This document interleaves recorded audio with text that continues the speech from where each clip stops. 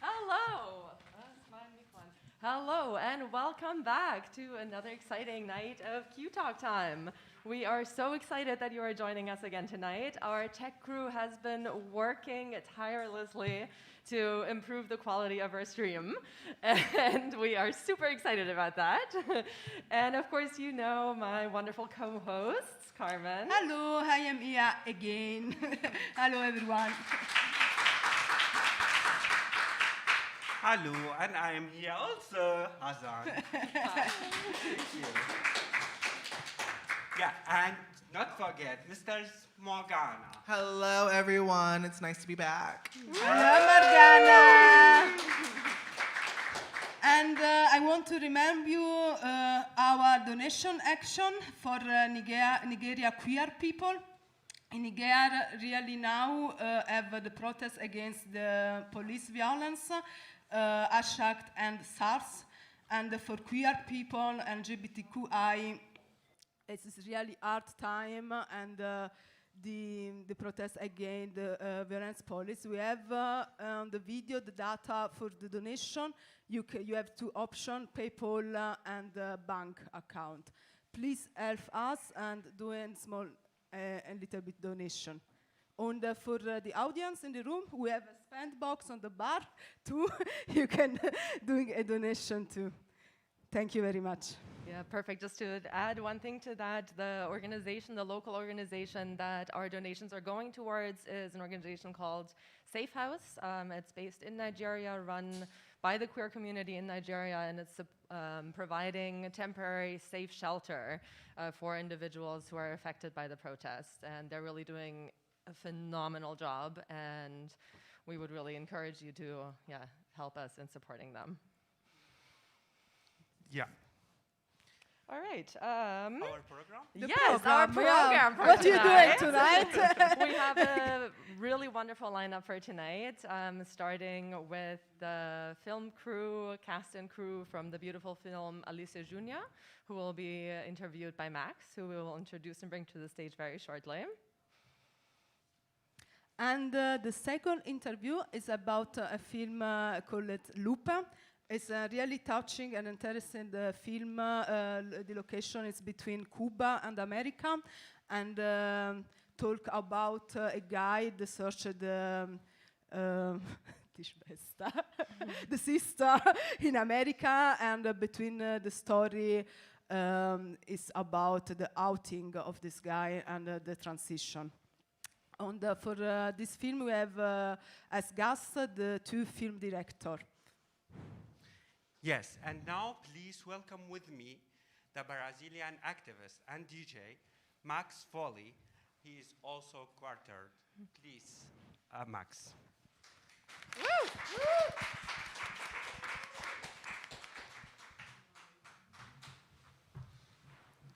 Hello, Max, how are you? Just a second. Yeah.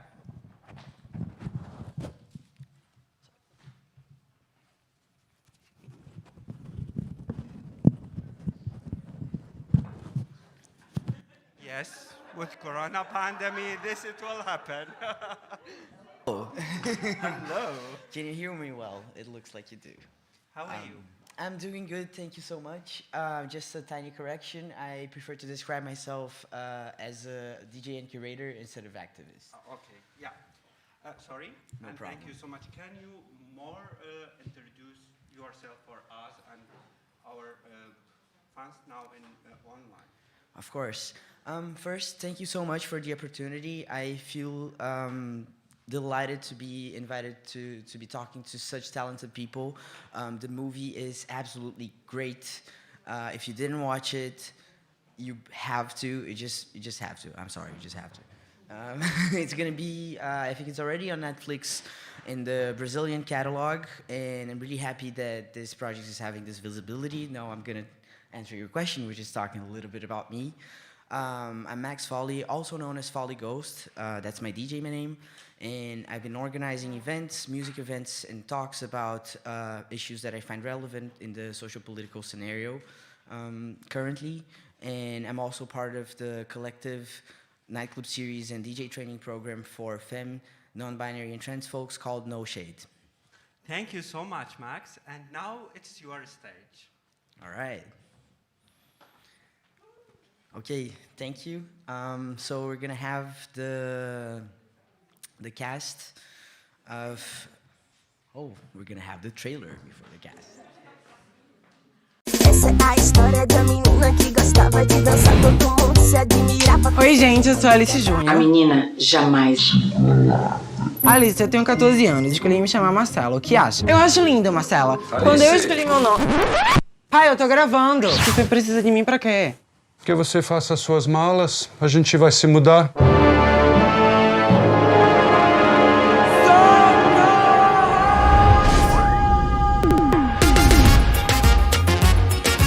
Sem amigos, sem carreira, sem beijo na boca. E agora pra completar, sem sinal. É só uma pequena mudança, só alguns meses. Eu não tô falando com o senhor esqueceu. Alice, faz essa força. Travesti não deita, amiga. Não faça essa barra, amiga. Fala isso porque não foi tu que foi arrastada pro cu do planeta Terra pelo teu pai. Logo, logo você vai estar cercado de amigos de novo. Como vai ser esse colégio daqui? É um colégio católico. Não, pai, sério. Fudeu. Bota a cara no sol, Mona!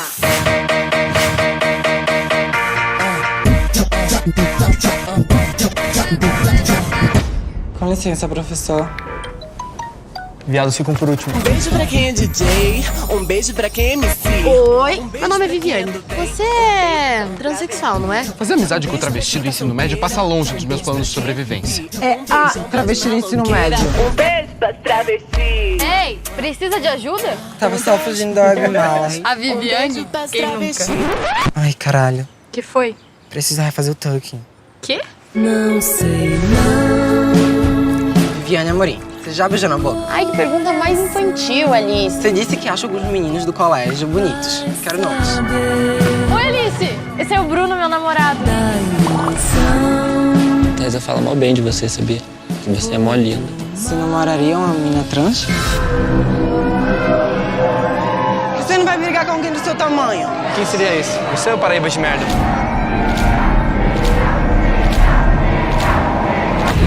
Nossa Senhora da Redenção vai ter que engolir uma aluna trans, sim.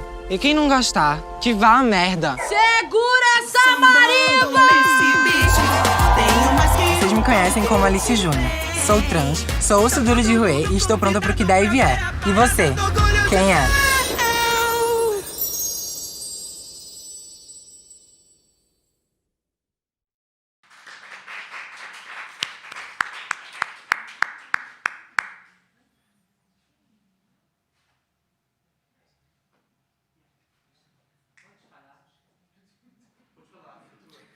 All right.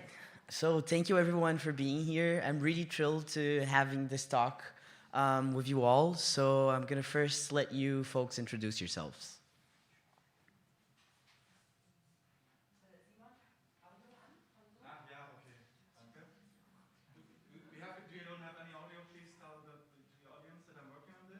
So the audio is not quite there yet, so we're gonna have a few seconds or maybe a minute until, okay, there it is. Okay, welcome you all. So please, if you can introduce yourselves to the crowd over here. Well, my name is Luis Bertazzo. I'm the screenwriter of Alice Jr., and I'm glad to be here. Thank you for having us. Hi, my name is Gil Baroni. I am the actor and producer of Alice Jr. Thank you so much to receive us. Thank you. Hi, my name is Annie Malta, and I play Alice in the movie Alice Jr. Thank you for having us here. I love the ears. Hi, I'm Diana. I'm sales agent and distributor of the film, and I'm here to help them out with the translation. Awesome.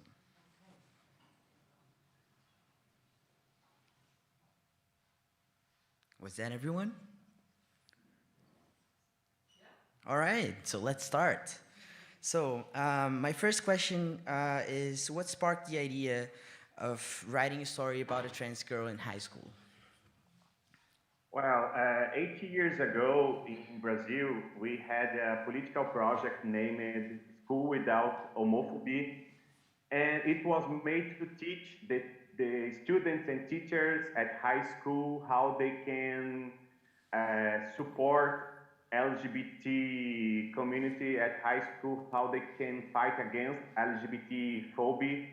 And it was a great project because I think it's important to talk about these in this age.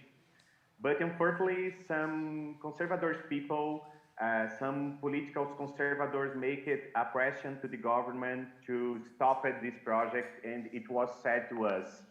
And I thought in the same time, if I make a movie with the same speech, with the same feeling against LGBT phobia, and so I thought, but not a violence move, not a hard move, but an easy movie. So I thought about this idea, about this transgender girl at high school, and she wants her first kiss, she uses some colorful dresses, she's a mean girl sometimes because she's a normal girl, because any normal girl, because she is a normal girl. So I thought about some movie that they conservative people can't stop it. A movie that you can see in all the places, on cinema, on the internet, at school, of course, but also in your home with your parents, if you're gay, trans, or not. And I think Alice Jr. was born from that. And it's been a terrific outcome out of that. And another question is, how did you manage to do such a great casting with some of the actors not having yet be acting professionally before? And still, the character construction was just perfect and was so on point that I feel like the actors vibed so much with the roles. How did you make this work? Well, I think it was magic because some characters and players from these characters, it's the same. And I was the casting coach also, and I think the fell like a gloves to these people, and it was important right and coaching this casting because I had the opportunity to listen and to see, and so I wrote from these people specifically in some time of this process. All right. And so Anne is also the associate producer as well, right? Where did this idea come to bring her into this role as well? I think you answered this question. Sorry? Yes. I will answer this for you. Annie was so involved with the movie when we decided Annie it will play Alice. She not just the main actress, but she involved in a lot of issues in the production. So I invited her to be part of the associate producer to know more about the problems to make a movie, and it was important and so representative to be with us in the production. A person with the powerful like Annie. So I invited her and she accepted, of course, and she helped us in all the stages of the movie, not just in the shooting, in the filming, but in the post-production, in the distribution, and she stayed with us all the time. Sorry for my English. No, you don't have anything to be sorry about, seriously. And I would love to hear from Anne as well. How was this experience from her standpoint? From your standpoint, Anne. So, hi guys. I think I know. So I don't think I know. I'm gonna answer that in Portuguese because I know English, but I'm very insecure speaking English, and I'm afraid that I start to speak and I stop in the middle of a sentence. So I am going to speak in Portuguese, and Gianna, she's going to translate for you guys. Respondendo à pergunta também da seleção de elenco, porque eu acho legal falar sobre isso também, a gente não queria somente atores e atrizes que estavam lá para fazer um filme ou pelo dinheiro. A gente, no processo de seleção de elenco, a gente perguntava para cada pessoa que entrava naquela salinha para fazer o teste o que eles pensavam sobre transfobia, feminismo e como foi o primeiro beijo deles. Então, a gente queria pessoas que realmente simpatizassem e tivessem empatia com o que o filme fala e mostra. Acho que ele pode traduzir isso e eu pulo para a parte da produção. Okay. First of all, she would like to mention that during the casting, one of the things that they decided to do is to put together a cast that has some connection with the subjects, or how they feel about some of the themes that the film shows. So they did separately interviews with the cast, asking them about how they feel about the LGBT community, transphobia, homophobia, and how was their first kiss experience, in order to make the cast feel what the movie was about and how their reaction was in those themes, in order to make sure that they have the cast connect with the theme of the movie. Sobre ser produtora associada, eu acho que foi uma oportunidade que o Gil me deu, que foi bastante importante para mim, porque, como ele mesmo mencionou, eu não fiz participação somente nas decisões durante as gravações e filmagens. Eu participo ativamente até hoje, nesse período de pós-produção do filme, nas decisões. Tudo é levado até mim e perguntado qual é a minha opinião, o que é muito legal, para saber o ponto de vista de uma pessoa trans. Afinal, o filme é sobre a vida de uma garota trans, então é muito importante saber o que uma pessoa trans pensa sobre todas as decisões de um filme que é sobre uma pessoa trans. E é basicamente isso. Então, eu tive essa oportunidade que eu sou muito grata ao Gil. So the associate production came from the possibility of Anne being more participate in the process of making the movie, and especially to help them out to understand from the point of view of a transgender person, due to the fact that most of the time we don't see that in the movies. So that was, for her, is very important to have this representation and to be involved in the whole process. And she's very grateful for Gil's offer that possibility for her. Thank you so much. Apart from the representation of having a main character who is a trans person, I've read about it. I feel like I saw this in an interview with Anne, and she said that there was also a lot of other people in the backstage that were also trans or non-binary working. What kind of impact did that have in the environment of the production and the development of the film in general, and the making of the film? Anne, acho que é com você. Eu só queria saber, eu vi uma entrevista com você dizendo que tinha pessoas trans também no backstage, e eu queria saber o impacto que isso teve na vibe do filme, como, enfim, não só como representatividade, mas como isso teve o impacto que isso teve no desenrolar e no ambiente de produção, na locação, como é que isso impactou. Então, eu acho que o Gil e a Diana, na verdade, que eles estão nessa produção, eles podem falar mais sobre isso, porque eles participam mais ativamente da produção e enfim, eles participam mais ativamente da produção. as decisões elas são chegadas até mim e tudo mais, mas o que aconteceu foi que a participação maior das pessoas trans elas vieram na pós-produção do filme, o que é muito legal, porque é na parte da distribuição, da comercialização do filme.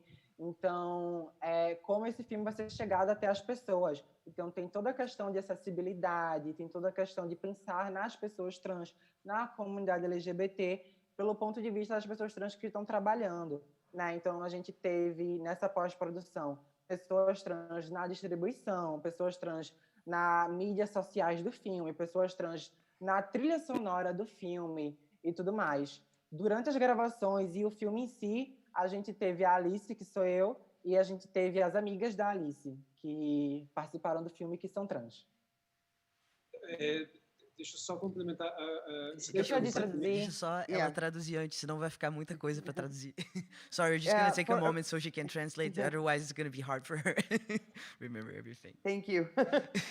From Anne's point of view, she understands that we have a lot of trans participation in the third part of the movie, more between the post-production and distribution part. During the film, she had the participation of some transgender actors that they are the friends of Annie, friends of Alice in the movie, and those are transgender actors. But especially in the distribution, we have some transgender person, especially on social media, and also the whole process of internet and things like this, in order to know how to deal and be respectful and understand the appropriate language and how to get into contact with the transgender community, being very respectful, first of all, and also to integrate, not to say, oh, we made a movie about a transgender and that's it. No, we are really involved on that. And even here in Brazil, there's been a lot of special premieres focused on transgender society, especially those that cannot go to the movies, do not have access for film and everything. So we made a lot of exhibitions, and Ernie was always participating of that. So this is a thing that we try to be respectful. I think this is the correct expression about what we decided to do during the distribution part. And I think Gil could be answering now more about the music and things like this, because there's a lot of participation of transgender artists. To complement what Annie said, in the filming, in the shooting, we had Leonardo Glick, Meg Rayara Gomes Oliveira, and Angélica Garcino, friends and the lawyer in the movie, characters that play lawyer and Alice's friends characters. And so in the Figs extras, two transgender people with us, but in the post-production, the soundtrack, Guy Salles composed a lot of songs of the movie, and we licensed music from transgender artists. And in the post, in the social media, after we have more transgender people working with us, just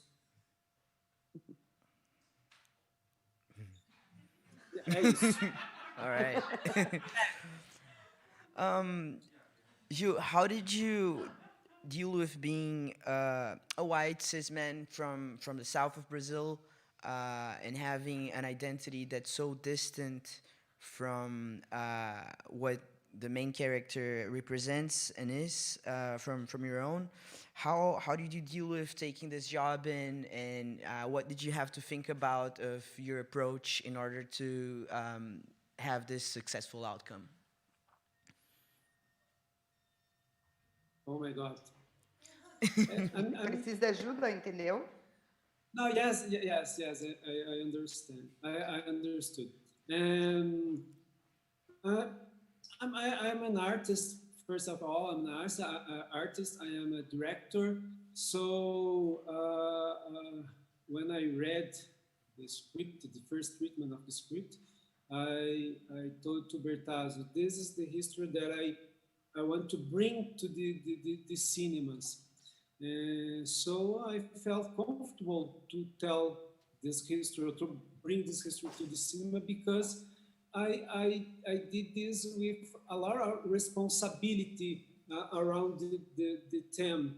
I study, I research it, I listen a lot of transgender community. And after Annie came be part of production, she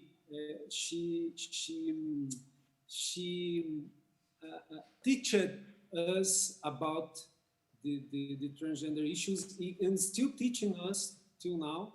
So I think I felt comfortable. Yes, I used all my privilege. I know I am a white and cis, but I use all my privilege to make Alice a good movie with all responsibility.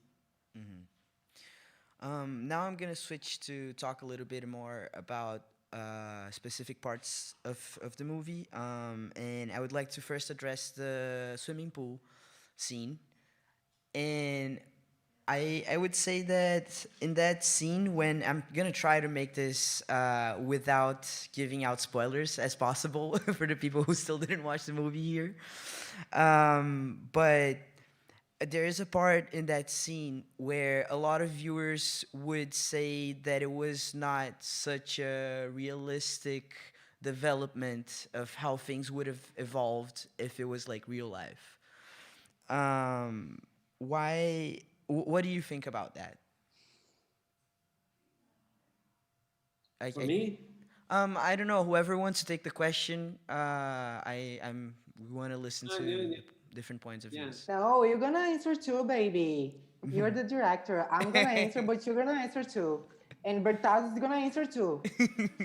I'm gonna, like always, I'm gonna answer in Portuguese, but Z will translate for you guys. Então, definitivamente isso não aconteceria na vida real. Provavelmente ninguém iria ajudar a Alice e ela ficaria jogada na piscina, porque o Brasil é o país que mais mata pessoas trans e nossa expectativa de vida no Brasil é de 35 anos. Mas Alice Júnior é uma fábula encantada do maravilhoso mundo de Alice. E sendo uma fábula encantada do maravilhoso mundo de Alice, ela fez grandes amizades. E essas grandes amizades, a Viviane, a Manuela, a Thaisa, o Bruno, estavam ali por ela. E eu espero, pelo menos, que em lugares em que eu vá sofrer transfobia, como eu já sofri aqui em Recife, o estado onde eu vivo, os meus amigos que estejam comigo nesse local me defendam, fiquem do meu lado. E eu acho que foram isso que os amigos de Alice fizeram por ela. Eu não sei se na vida real aconteceria esse negócio do biquíni e dessa revolução do biquíni, mas eu acho que os amigos de Alice fariam alguma coisa no sentido de tirá-la da piscina, lhe cobrirem com alguma toalha e tudo mais. Então, definitivamente não é uma cena realística, mas, assim, o filme ele também não representa a grande parte da população trans do Brasil, né? Porque a população trans brasileira é uma população marginalizada e Alice é uma garota rica. Mas essas garotas ricas trans também existem, porque eu sou uma garota rica trans, e então eu existo também. Mas eu sei, obviamente, que não é uma coisa real. Well, definitely something like that wouldn't happen in Brazil, at least now. From our experience in Brazil, it's a society that is the country that has more killing involving transgender people. Their expectation of life is 35 years old. So what we see in the movie, it's not a reality. But as the movie is a big tale, is Alice Wonderworld tale, it's okay for the narrative, it works. And also, it helps us to understand how it would be if our reality was different. And from Annie's point of view, she believes that Alice have some friends that not probably would take off their bikinis and jump on the swimming pool or something like that. They would protect her, not the same way they did in the movie. But it's important for the film to have this kind of scene. She knows she belongs to also a privileged part of Brazilian society. She's not in this marginalized community of transgender people. That is what we have here in Brazil. There is a segregation here. It's public, everybody knows, and not everybody do something about it. And she believes that she is privileged, and she knows how much Alice is privileged. But we have Alice's around the world. We have Alice's in Brazil, because there is also rich transgender people. So the film has this possibility, and this is the nice of being a comedy that we all agree that it's a tale. It's a modern tale. The reason why I ask this question is because it didn't bother me at all when I didn't see this connection to reality. Because at the same time, we see a lot of teenager rom-coms that are so unreal, but unrealistic in other types of senses, where you don't see diversity, you don't see. There are rich transgender people, there are rich black people, there are a lot of people who aren't depicted in those movies, and that's so unrealistic as this. But at the same time, I felt like it was so important to for us to in order for us to want to have real change, we first need to imagine it. We need to depict it. We need to represent it so that can reenact in reality. So that's where I'm coming from with, because I was wondering, like, where, how did you think about it? And I would like to talk about now about the party scene. That the party scene surfaces two non-mainstream types of desire and relationship, which is specifically bisexuality and non-monogamy. Was it your explicit intention to push the boundaries of mainstream narratives, or was this something that just like felt like a natural development of the character in that situation? Well, I will answer this question, but I will answer in Portuguese. Então, eu acredito que, sem tentar dar muito spoilers, mas eu acho um pouco difícil responder isso sem, mas uma das questões que era importante mostrar, de uma certa forma, é que a transgeneridade não é necessariamente uma sexualidade. Então, nesse momento, existe esse plot twist desse grande beijo de Alice que ela estava esperando que fosse de um jeito e que acabou sendo de outro. Então, era importante que trouxesse isso. E, terminando assim, para fazer a tradução, desde o primeiro tratamento, desde a primeira vez que eu escrevi essa cena, eu sempre soube que o final seria assim. Well, from Bertazzo's point of view, what he always thought is that the transgender the transgender aspect has nothing to do with the sexual aspect. So he always have on his mind this plot twist of who would be the kisser on the other side. So he always believed that this is a kind of thing that happens in real life, and it's okay. And since the first draft of the script, till the last version of the script, this was the main scene. He always knew who was the kisser and how it goes. That's something that never changed at all in any version of the script. So the movie walks through a line of making some scenes impactful and very real enough, while to bring up some very relevant points that need to be enlightened and discussed. But at the same point, it's super joyful and light. How did you manage to walk into that fine line and reach this balance and still have a very cheerful movie? Gil, quer responder? Posso falar Of course, my friend, talk. Como eu disse no começo, a intenção sempre foi levar essa história para o máximo de pessoas possíveis. E para levar essa história para o máximo de pessoas possíveis, nós tínhamos que fazer um filme que fosse de fácil acesso e fácil compreensão para toda a família. E que viesse na contramão do que já vinha sendo feito da maneira como essas pessoas trans são retratadas. Então, acho que ele foi escrito para isso, para ser uma comédia adolescente levantando esses temas. So since, as Bertazzo has already answered in the beginning, they really would like to bring as many audience as possible for the film. And from their point of view, the better way to do that is to make the movie more soft and easier to be understood and to be comprehensive by every audience.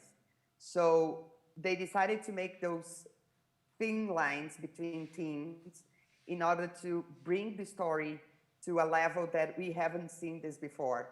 And they're using the teen comedy because this was the right choice and the right genre as a choice to make this story to come out.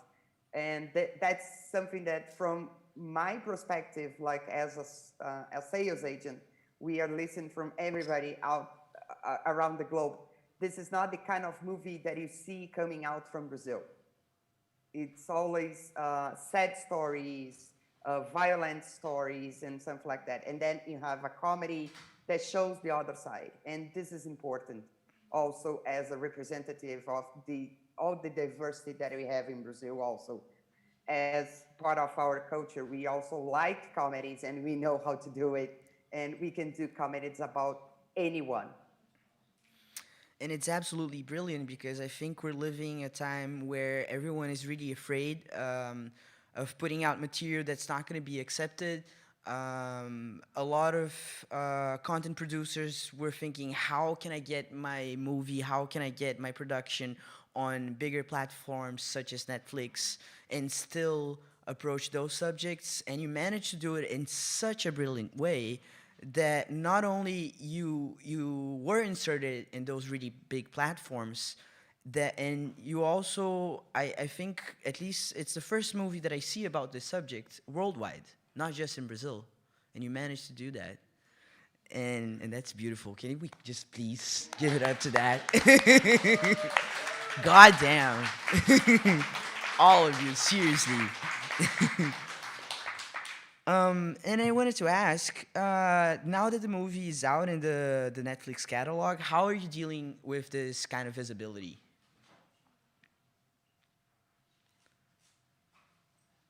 Oh, baby. Famous now. I'm receiving a lot of messages from a lot of people, especially transgender people, especially transgender young people, like 9 years old, 10 years old, 11 years old, and that's so it's like touching my heart because I mean, it's representative. I'm gonna start to answer in Portuguese because I can't. So, I mean, então, toca meu coração de verdade, pessoas trans, especialmente as mais jovens, falando comigo, porque é a questão de representatividade, né? Alice é uma adolescente e daí uma pessoa trans com 12 anos de idade que está entrando na adolescência está se vendo na Netflix. Isso é muito importante, isso é muito representativo. E outra coisa, e as outras duas coisas que me tocam bastante também é quando falam que assistiram com a família, tipo, assisti com minha mãe, assisti com meu pai, assisti com minha avó. Isso é muito, muito legal, porque Alice Júnior é aquele filme que é muito leve, então traz uma conversa entre a família. E a outra coisa são os professores. Os professores estão assistindo e eles, no final, chegam a mim e falam: vou falar sobre o filme na escola. E isso é muito, muito, muito legal. So Annie is having her 15 seconds of fame, more than this. Everybody's approaching her. She has a lot of followers right now, as the movie also. So is everybody very happy with everything that is going on? But what makes Annie more happy about it, and especially proud about it, is the fact that there are many kids that are talking to her and getting in touch with her. And most of them are 10 years old, 12 years old.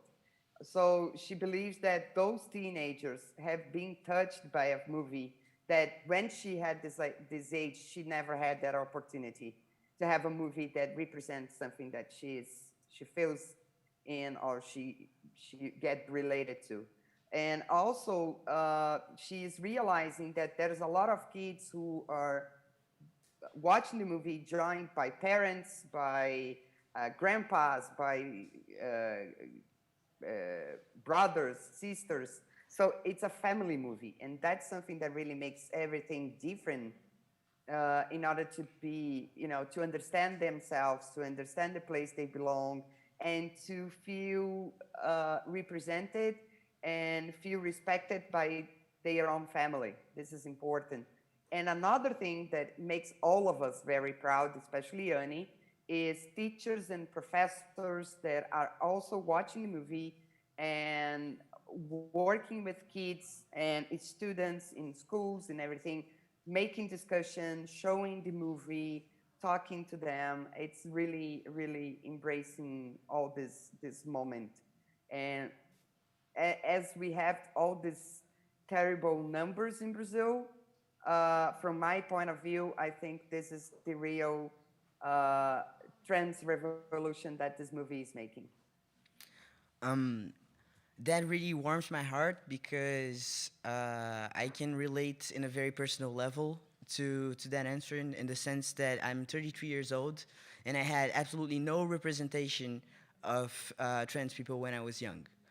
I started getting in touch with that material after I was like 20.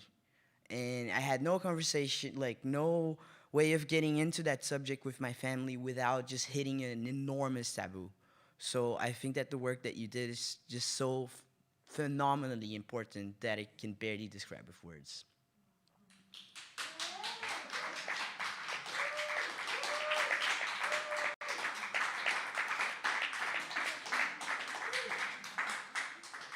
And so, you asked in your YouTube channel to your followers who was, so we're gonna give a little context here.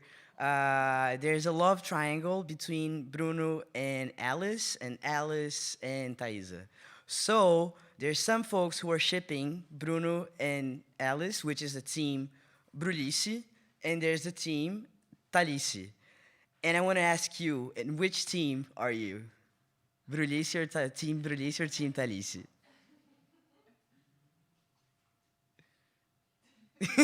I am definitely 100% Alice. Oh, I love her. And she is my girlfriend. And I really, really, really love her.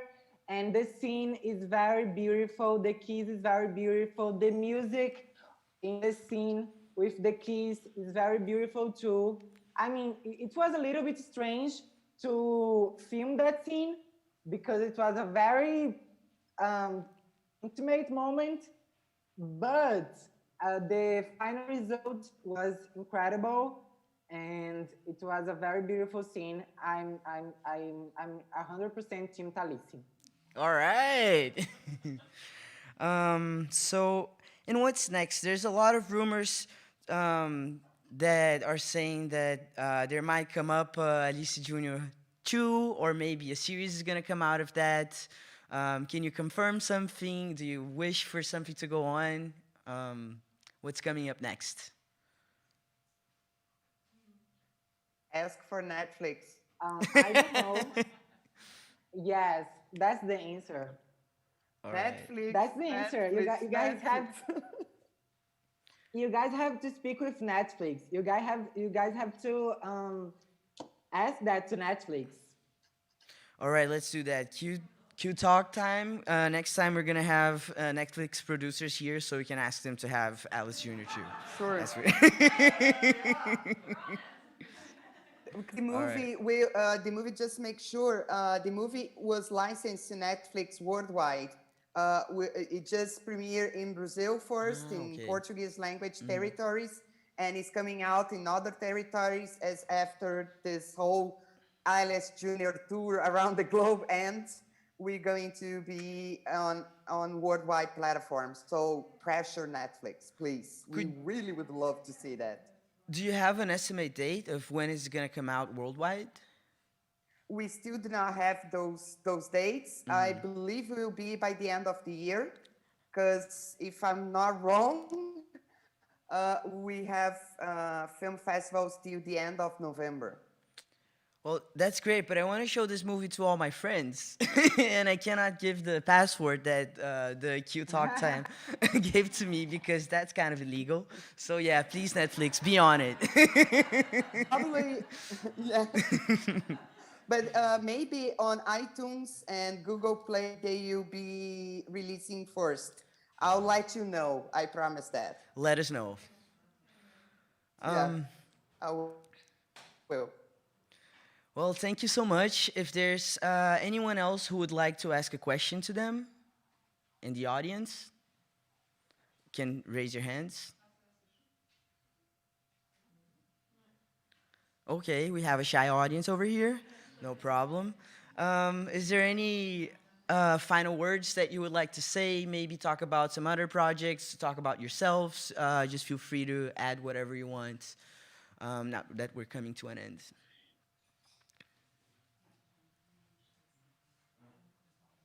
Gil, quer falar alguma coisa?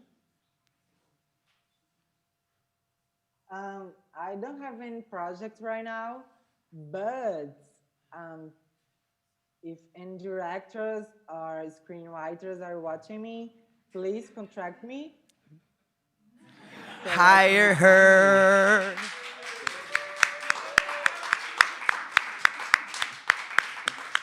And you guys can see my videos on my YouTube channel. I, for now, don't have a video speaking English, but for sure I can make it. And I can make a video speaking English and talking about a lot of scenes in the movie. And yeah, that's it. The name of my channel on YouTube is Transtornada. And you guys can follow me on my Instagram too. It's Animota Real, ANNEMOTAREAL. All right, thank you so much. It was great having this conversation with you.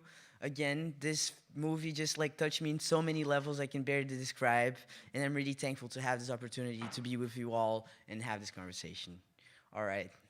Thank you. Thank you for having us. It was a great pleasure.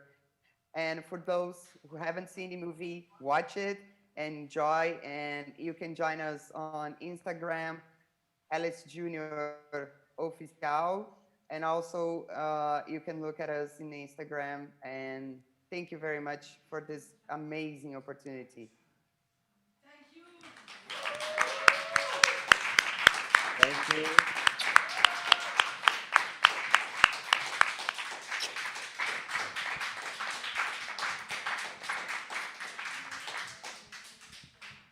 All right. Well, thank you so much for that phenomenal interview. Thank you to the Alice Jr. team, and thank you, Max. That was incredibly moving, insightful, and really fun too, and gave us some good ideas too. What do you think we start that campaign to pressure Netflix? Yeah, I'm all for Audience, yes?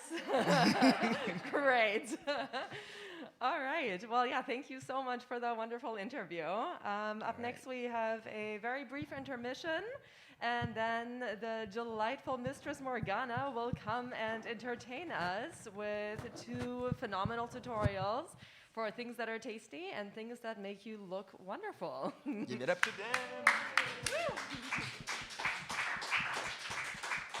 And of course, stick around because we will continue with the second act after the break.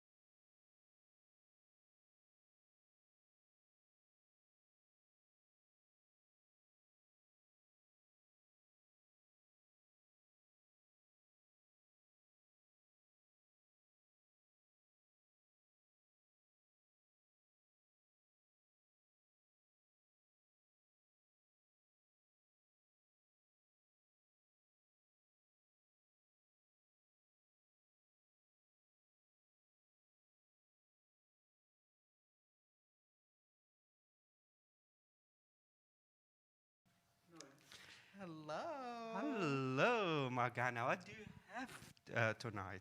Tonight I have a delicious New Orleans hurricane. I'll be teaching you guys how to make enough for the whole family, like always. So a New Orleans hurricane is composed of normally 3 ingredients: black rum or dark rum, white rum, and a juice. The juice can sometimes be Kool-Aid, red Kool-Aid. The New Orleans hurricane is almost always red. I've seen it also orange, but we're gonna keep it red. We're gonna keep it traditional today. You can make it with grenadine. I have here some cherry syrup. Okay. Cherry syrup. Oh, am I not loud enough for everybody?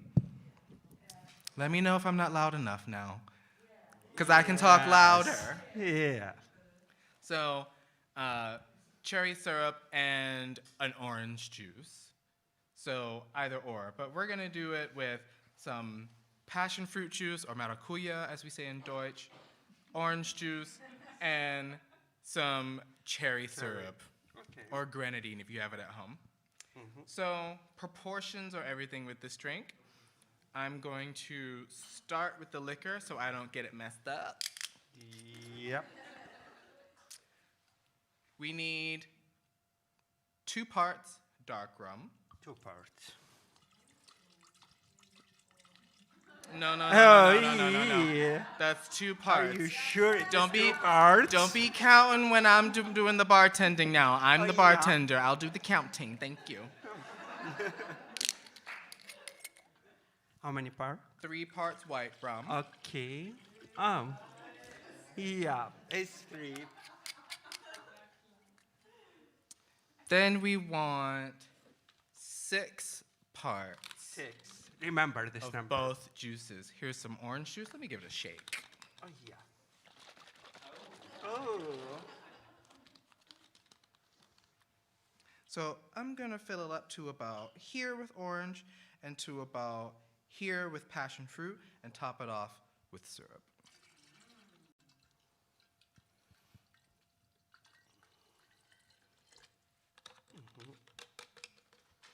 Don't worry, there's more for everyone. Yes. Have you ever tried this drink before, Hazan? Unfortunately not. But Girl. it will be my first time. We'll see. You gonna be tipsy today? Yay. Like yesterday. I mean, yesterday was quite mild. Yeah. If I say so myself. Syrup. Get that color up in there. Yeah, a little bit more. And then we just give it a swirl. Let me take one of these straws. Yeah, shake it. I don't know what that shit is.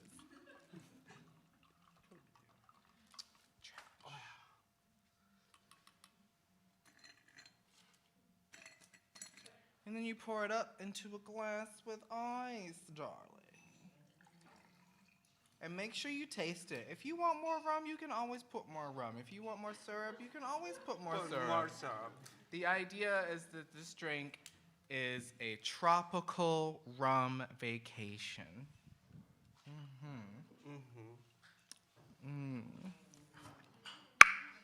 Delicious. Oh my God, it's really delicious. Self-serve, Corona. I'm not serving you. Thank you so much. You're welcome.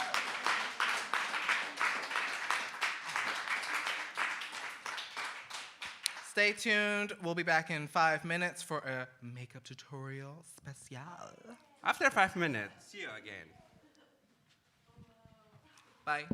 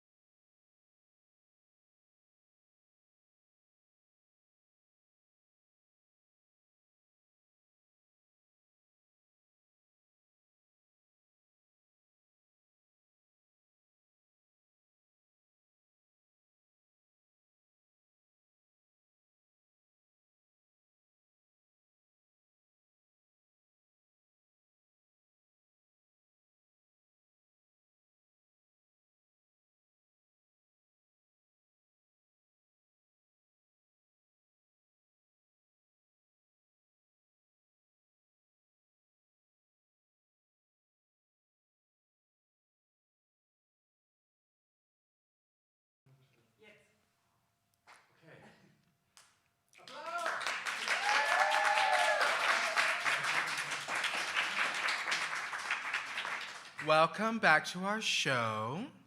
I'm going to give you a tutorial tonight all about the lips. So, I hear from some people who don't even like to wear lipstick that they can never find the right color, it looks boring, blah, blah, blah, you know, it's not, you know, it was tested on animals or something. Like, girl, find your product and stick to it, first of all. Second, find a neutral color you can work with. You can always pimp it up, okay? I'm not wearing any color right now. This is all just base. I shaved for you, I don't know if you noticed. I love to apply my lipstick with, or my lip color with lip gloss and some eyeshadow. I have a whole palette here. You don't need a crazy big palette, and you don't need a palette that's super fancy. I got this palette from my sister. I'm not sure where she got hers, but I have another palette that I use quite often that I got from eBay. It was like $25, and you get over 150 colors, you know? So you really don't need something really expensive. This lip gloss was also €3, okay? So I got my handy dandy mirror. And you just apply the lip gloss first. Now, I'm not talking about overdrawing your lips for drag or anything. I'm just showing you how to do a simple color application with a gradient.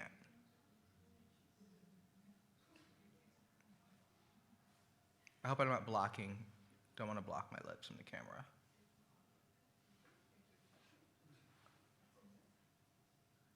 So you just paint on the sticky stuff.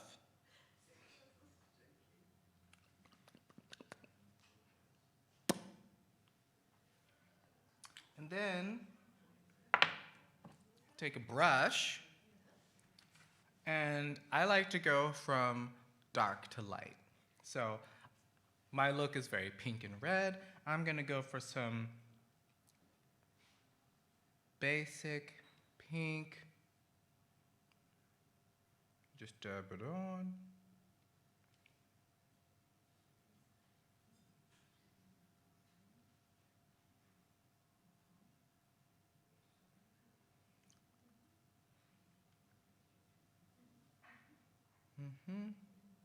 And you want to put it like in the middle.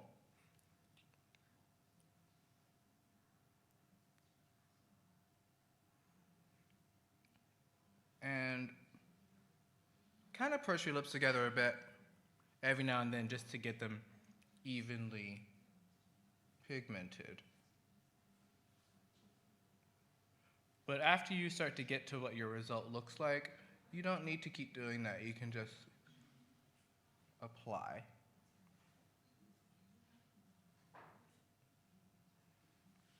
It's also best when you hold your lips like this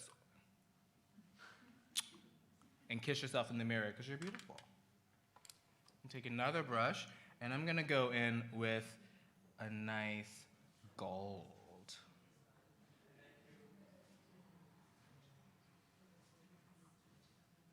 Around the edges.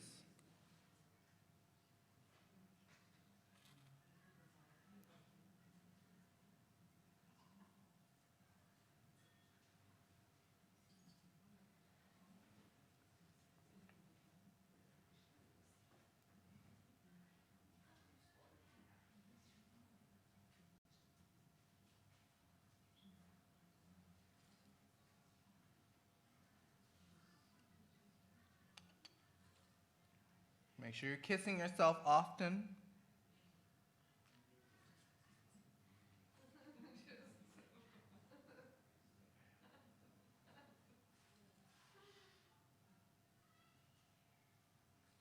And just make sure you cover up all the sticky parts with as much powder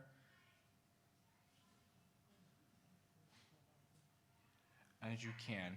So now I have gold and pink. And my hair is a little bit blue, so I'm gonna like also highlight with some blue. Believe it or not. I'm gonna go in with a little bit of teal, just around the edges.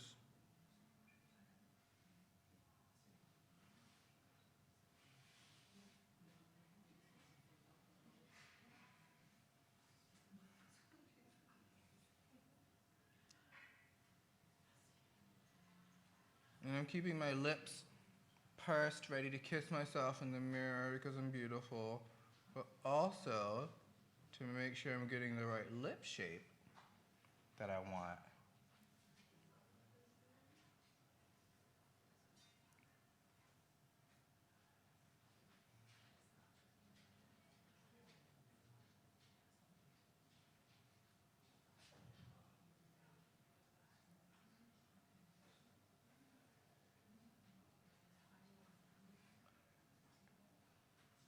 And with the brush, you can start drawing your lip shape.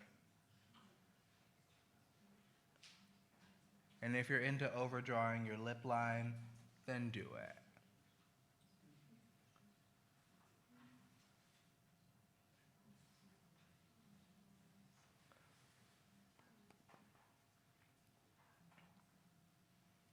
Going in on the top.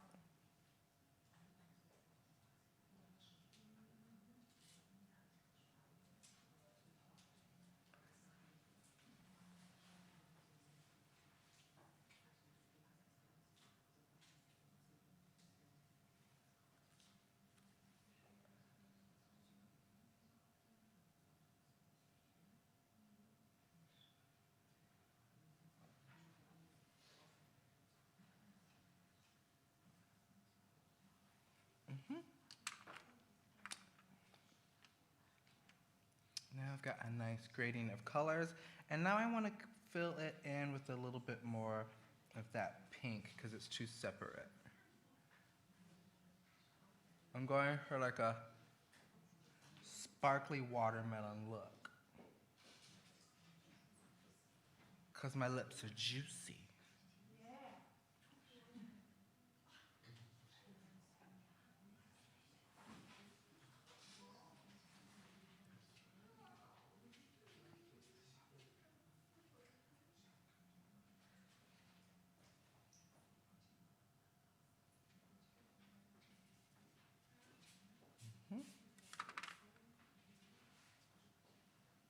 Redefining my outline.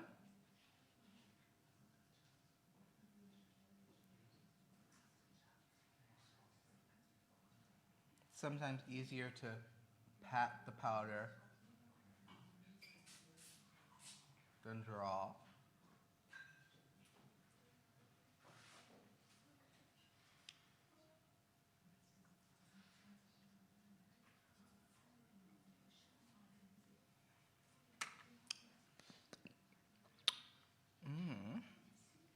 Want a little bit more gold, and then I'm gonna finish up.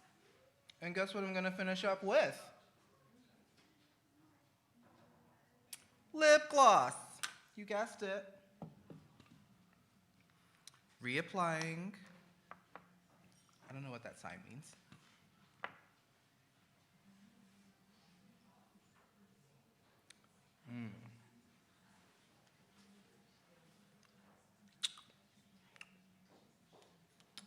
And now my lips are juicy, glossy, fruity, multicolored, and beautiful.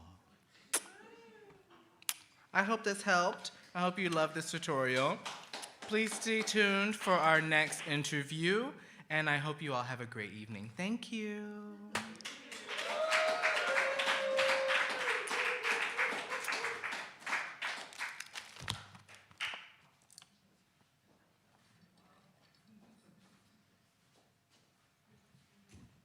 Morgana, thank you so much. Once again, you look absolutely beautiful. Okay, I hope our viewers at home will also be able to follow that very simple tutorial for that beautiful lip. So now, welcome back to the second act of Q Talk Time. We will continue with an interview with the cast and crew from the amazing film LUPE. And here to do the interview, I would like to invite onto stage Ayaz. Woo!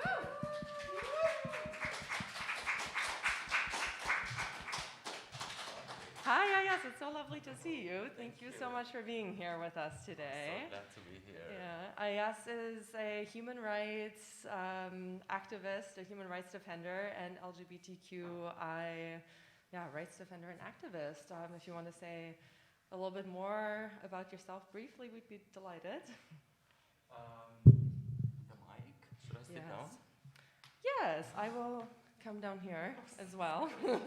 Thank you. Corona hygiene.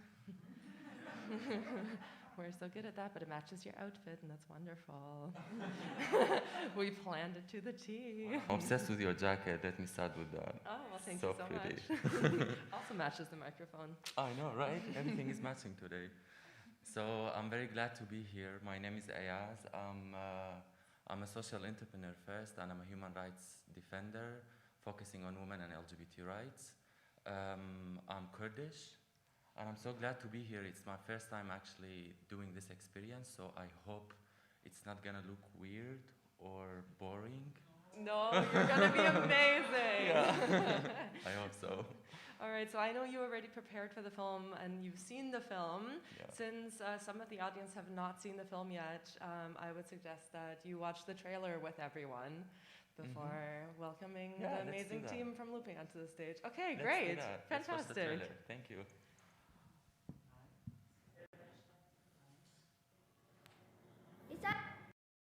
¡Isabel! ¡Isabel!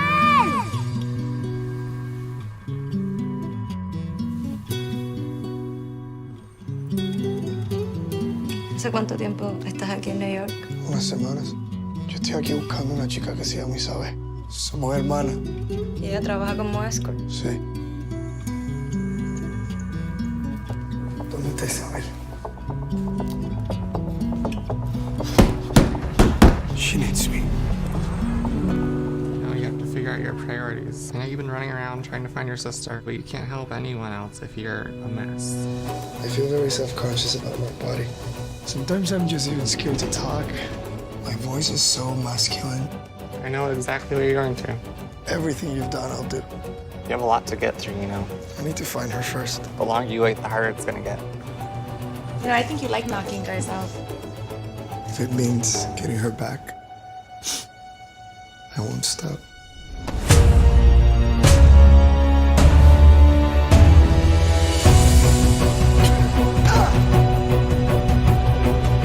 We adapt, you know. Or we create something new. Until you let go of the old. I'm trying. To find her, let go.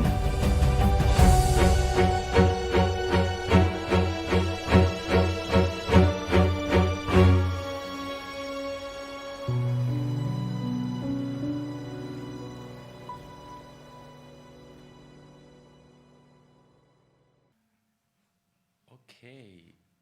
So now that we have seen, thank you. So now that we have seen the trailer, I would like to welcome the LUPE film makers. All of them are joining us online. Hello, everyone. Do you hear us?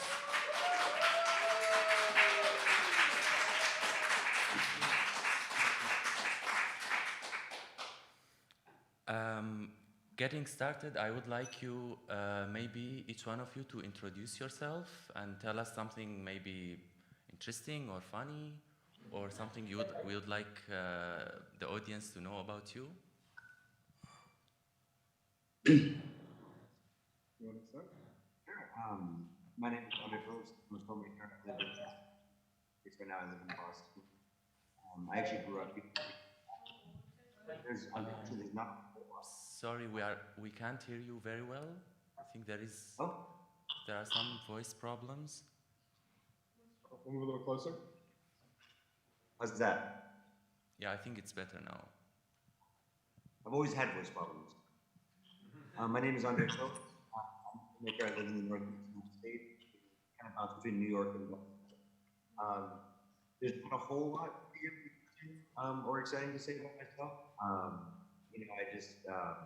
I've been sort of involved as a little kid. My dad was a photographer. He had me holding box cards, get on a little independent.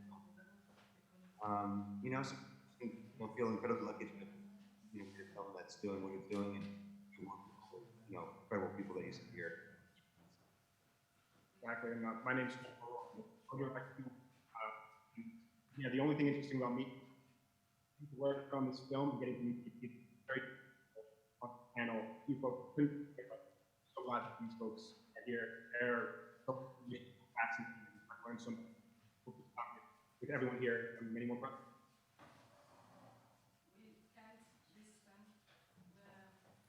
Actually,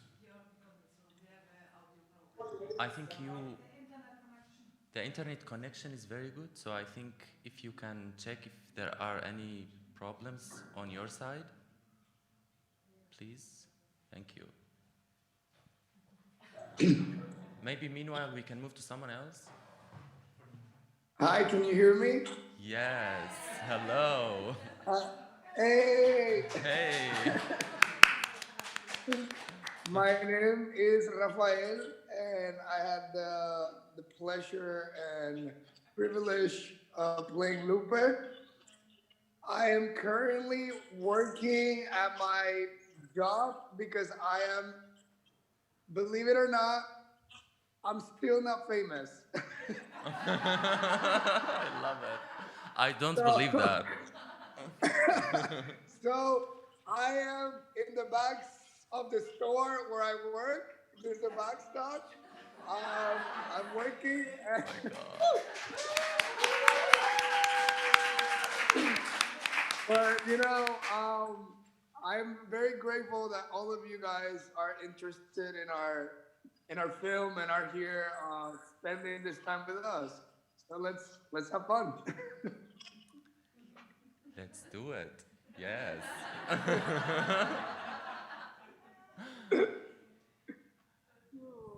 So anyone else?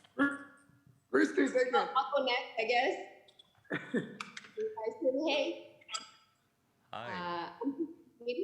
I play Elsa. I'm very excited to be here. Originally, I'm from New York City, but now I'm based in Montreal, Canada. And I'm excited to be here with you guys. So, you know, I'm ready to be here, and that's pretty much it. I mean, I'm very honored to be part of this film, and I'm just recently a new mommy. Yeah, and I love chicken waffles. I don't really know.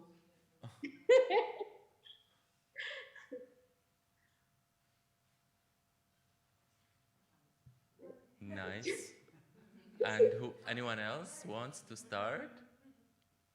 Hello. Hi. My name is Sharon.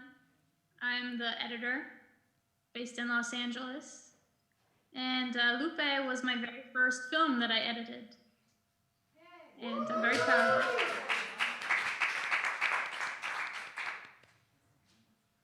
We are very glad Very to proud have of you our with baby. us. Thank you.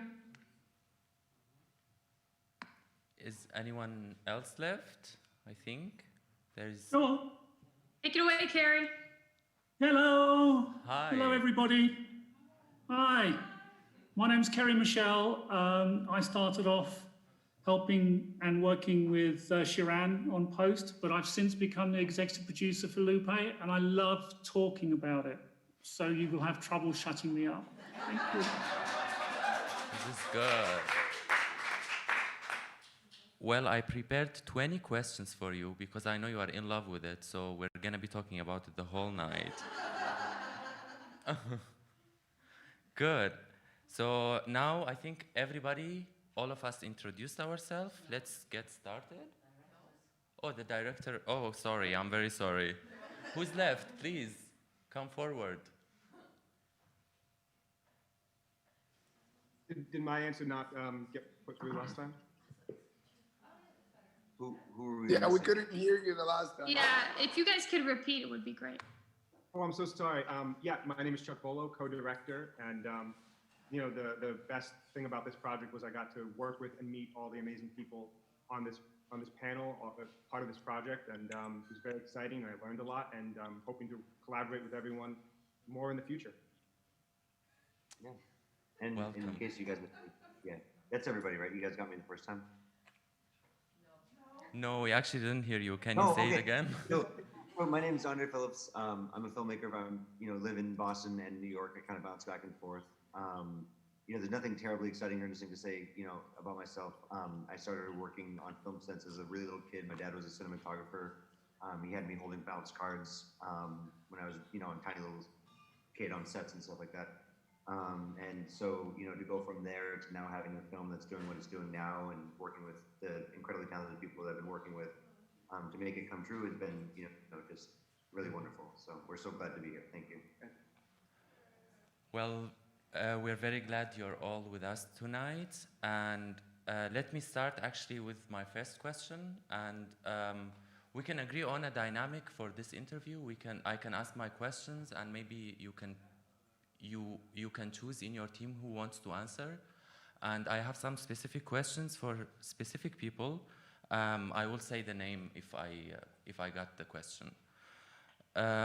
So the first thing I want to start is, was there an event or a time when any one of you realized filmmaking is your passion? Was there an event that actually led to you working in this profession? Yeah, I'll go. Okay, hi. Yeah, not wishing to age myself, but around the age of 11, I got to go on the soundstage, the world's largest soundstage, which was just finished with the James Bond movie, and was doing Superman, the first Superman with Christopher Reeve. And I just fell in love with the whole process. And they'd also just shot rollerball as well, so I got to wear a rollerball studded hat and glove. And I thought, if this is making a living, I want some of this, So yeah, I just fell in love with the whole sort of movie making magic. That was my determination, and I've been doing this 35 years now. Amazing. Anyone else wants to share their experience?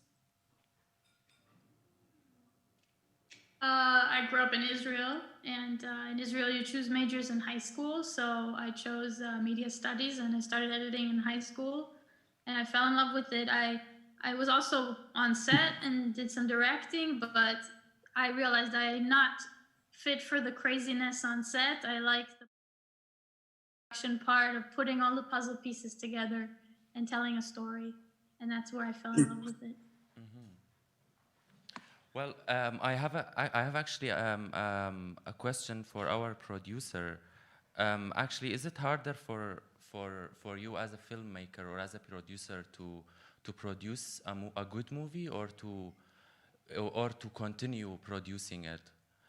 So does it matter for you to have a lot of movies or one movie with a good quality?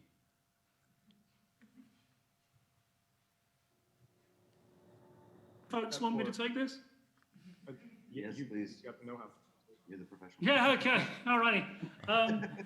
So I've actually produced quite a few. This is the first film I was actually asked to be an executive producer on, but I've actually produced a number of shorts and so forth. And for me, it's all about the story. It's all about the connection with what the story is and so forth. So effectively, if I can keep telling really good stories and helping and enabling people to tell their true stories, then that's all I look for. It's a case of how many, I really don't mind. I did 4 last year, 4 shorts. So effectively, it's not a case of number, it's a case of quality and stories I believe in. And right now, especially right now, I think we're all honor bound to tell our truths as much and as loud as possible. Nice. I have a question also I want to ask in general, in your opinion, and this is a question to all of you, what makes a film great in your opinion, and are there certain qualities that make a certain movie better than another? And when we put this question on our movie that we're talking about tonight, what in your opinion make this movie special? What makes it maybe more memorable? Let's say I watched it and I fall in love with it, so I can't wait for the world to watch it. I think I can answer this. Yes. Okay, I'm gonna go for it. I feel like I'm gonna steal here like some words by one of my favorite actresses, Julianne Moore. Julian Moore says that like we go to films to like see ourselves. It's not about us as actors. It's not about us as writers, directors. It's about creating an experience in which the audience or whoever watched the story can see something of themselves. I feel like that's what's so healing and powerful of the art of cinema and the art of performing. We get that time to like sit down and just watch and be able to like see ourselves and see things of ourselves.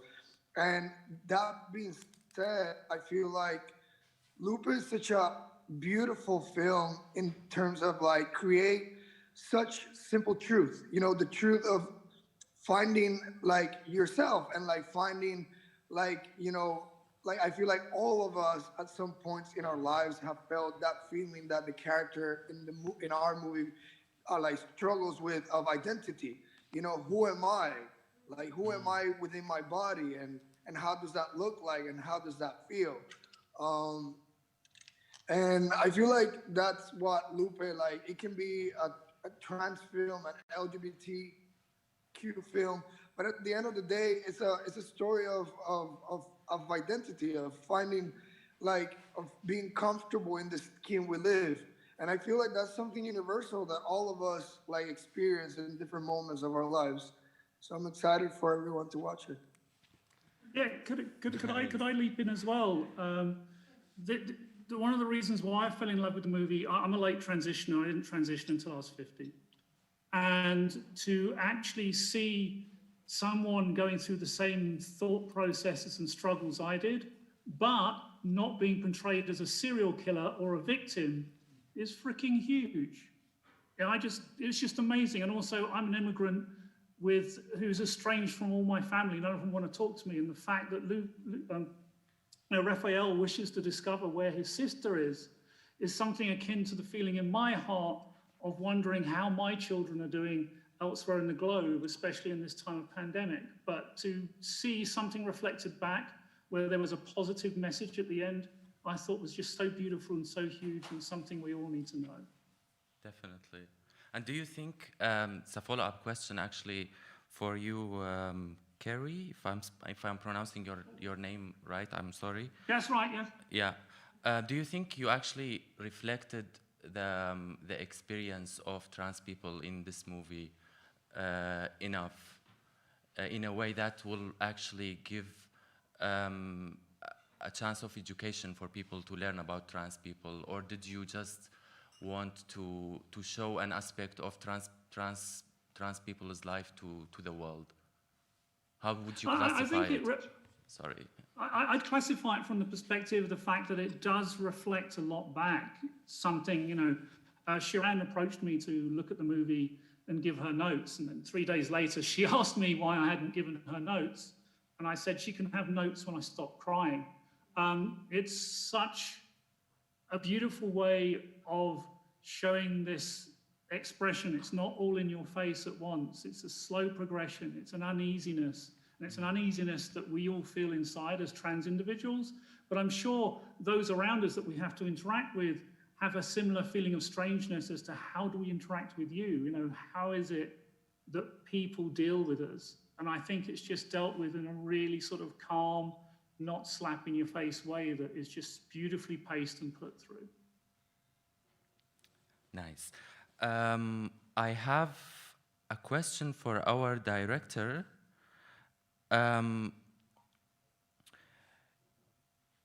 Generally speaking, when we want to learn about a film, we talk to the director.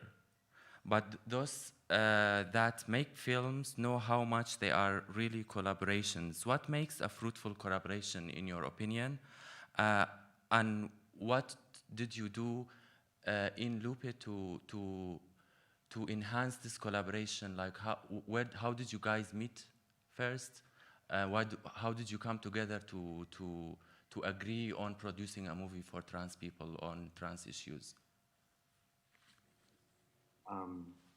So we met back in film school. We met. You were working, and we started talking. Sort of early on.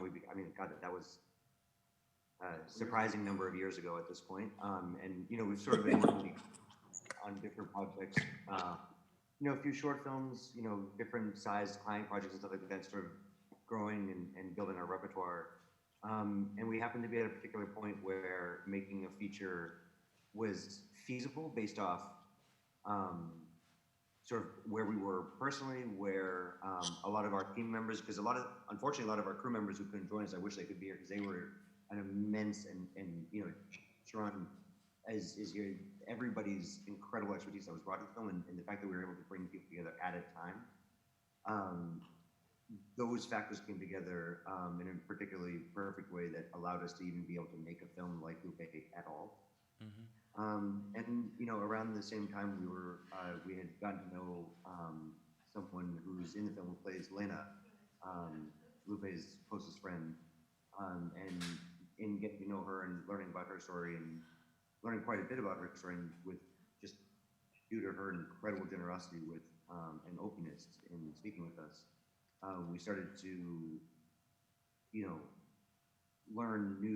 learn things and about things and experiences that we know nothing about before. And I think we had a conversation with her about what she might want to see in the film. Absolutely, yeah. We were speaking with her, and we were bringing in film and transgender representation in film, and we were at the time planning to make a movie. We didn't know exactly what movie, and she said, "Oh, you should make a movie about this experience and with this outlook, where the character isn't depicted necessarily as a victim, or the character isn't a serial killer, right, or any of the horrible stuff." So, and she goes, "It'd be really nice to see, I don't know, like, out of a badass, transgender character who's a badass." And we said, "Oh, that's awesome. Would you help us make it?" And she's like, "Yeah, I'd love to." So that started the journey, and then we were able to fortunately meet, the amazing cast, Raphael, Christine, among others, and they really made the film. In a sense, we were the directors in the sense that we had the camera and the gear, but then we would just ask them to kind of go out there and just depict and give, and they gave that from the screen constantly. So much of the film was impromptu, was not scripted. So many of those moments were genuine and real. Those reactions were genuine and real. Whether that was Christine and Raphael, freezing cold December night in some location in the Bronx, or whether that was Christine and other talent out in Dominican Republic in a blazing hot field, in a sugarcane field, and everything in between. Oh my God. Memories. Crazy days. And then we were also fortunate enough to hand it off to a post team, Carrie, Sharon, among others, who just took it and said, "Okay, you did some stuff right, but you got a lot of stuff wrong. I'm going to remake this film from scratch and hand it back to you." I don't know why, to this day, why they did that for us, but they did. And that goes to their talent and their understanding. And we just couldn't be more grateful and honestly more humble. We don't really feel like we're standing here as directors. We're standing here as the only good thing we did was bring the camera set. Everyone else did everything else. And I'm not being falsely humble there. That's actually, anyone who knows the process knows that that's true. I mean, I think we sort of stood and we guided broad strokes, but everybody brought so much, and filled in just so much wonderful detail with so much lived experience. And I think part of what made such an excellent collaboration in, between us, as co-directors and writers, through our posting with us, through Sharon, with everybody else that was on the posting, CM French, our wonderful composer, Bradley, our incredible color correctionist, with the talent, with Raphael, with Christine, with the woman who played Lena herself. I think what brought that hyper collaborative was just, there wasn't a ton of ego. There was an openness to getting things done how they had to get done. And I think that, combined with people being so incredibly open and honest in their performance, was just a wonderful collaboration. So I don't know what always makes a perfect collaboration. Maybe being willing to be told you're wrong is, or being open to new guidance is helpful. I don't know. You guys had to deal with us a lot more than we did, so I don't know. Well, I honestly feel that they're not giving themselves any credit, which I'm gonna step here and because this film, for example, for me, there's so much hard scenes. There was a lot of hard scenes, and I feel like one of the only ways that we were able to get to those places was because they, as directors, created that space, and that in itself is a huge talent. that, you know, that's you guys. You created that safe space and that collaboration space of this story is important for us, and you're as part of it as us. And that humbleness and that approach to it gave us, the actors and the performers, that liberty to feel like even closer to the story. And, you know, like, that's directing. That's like the work of a good director. So you guys kill it. So calm down. Yeah. I have to agree on that. Yeah, I mean, it takes a really, really confident directors with a clear vision to really give the freedom to collaborate and not kind of run over the other people in the process. And it was really freeing to have that option to just explore and take it apart and put it back together in a different way, and not necessarily follow the preconceived idea of what it should be, you know, but like provide, here's a different idea. Here's what I was thinking. What do you think? Yeah. You know, and for them to be open to that, it was just an amazing collaboration, and credit where credit is due. Just like Raf said, they did an amazing job directing this. I have a specific story that like comes to mind. I'll never forget it because it literally happened like this, like no joke. They come to me and they're like, okay, Raf, so we're going to put you on the toilet and you're going to be talking to Lena, and you just have to come with a name. And I'm like, what?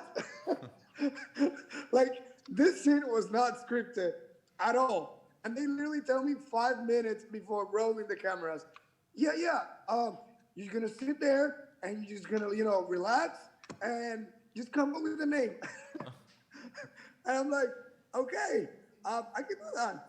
And then like watching the film and seeing that scene, and I'm like, oh my God, like how, like you couldn't recreate that. You know, like that scene in which he comes to the name Lupe, that they end up naming the film Lupe. Thank you, that was me. Well, I remember that scene when you suddenly remember, like you suddenly decide that you're gonna call it Lupe, and you're like Lupe. Yeah. And I was at the same time doing the same thing with you. Yes, Lupe is a good one.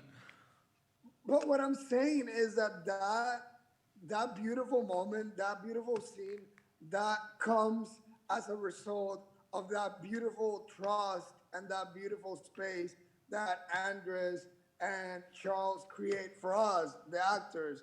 You know, by the time that we shot that film, we have been shooting for like a week or so, and there was this like element of playfulness, of fun, of, you know, we felt so comfortable in the set, and we felt so encouraged and entitled to create. And, you know, as an actor, like that's a dream, you know, those are like, literally was like a dream process in that sense. And I feel a lot of that is captured on the film. And I feel like that's why people react the way they react to it, because there's a lot of truth. And again, that comes down as a result of amazing direction. Okay, I actually want to ask Christine. I think we are all here presumably because of our love for the cinema. So how did your love for movies get sparked, and what can we as a community do to help others discover a similar pleasure that you discovered in your life, Christine? Well, I mean, my love started with theater. I'm a musical theater major from AMDA, the American Musical Dramatic Academy. So my real love for art in general started with theater. But I mean, I had been singing for a very long time. I'm also a singer, so, you know, but I feel like my love for film actually happened through a professor from school. He gave me my first role, and it was a very short role. It's from a movie, Putzel is the name of the movie. And I play literally a small, teeny role. I just play like a wife, and I say, oh, get out of here or something. And I think that's kind of where my love started with film in general. And then I got into agencies and things like that in New York, and I just sort of fell in love with it. I fell in love with the process of that because it's so different performing in front of people, in front of a live audience, and then performing in front of a camera. It's completely different. And I fell in love with it. I've been in love with it ever since. This movie to me is such a beautiful, raw movie, and I was super. I can't even believe that I'm part of something this amazing, and I'm so grateful to be even part of this film. And I mean, the passion. I mean, if you have a passion with anything, I just say you follow it. You follow your heart. You follow what you feel. You follow what you love, and you'll get through it if you have that love for it. And I'm still continuing acting, being a new mother and everything. I'm still trying my best to be in front of the camera as much as I can. It is difficult, but I'm still trying. But like I said, if you have a passion for something and it's true in your heart, you do it and you keep doing it. And we send you all the support from here. You are a hardworking mom and a beautiful actress.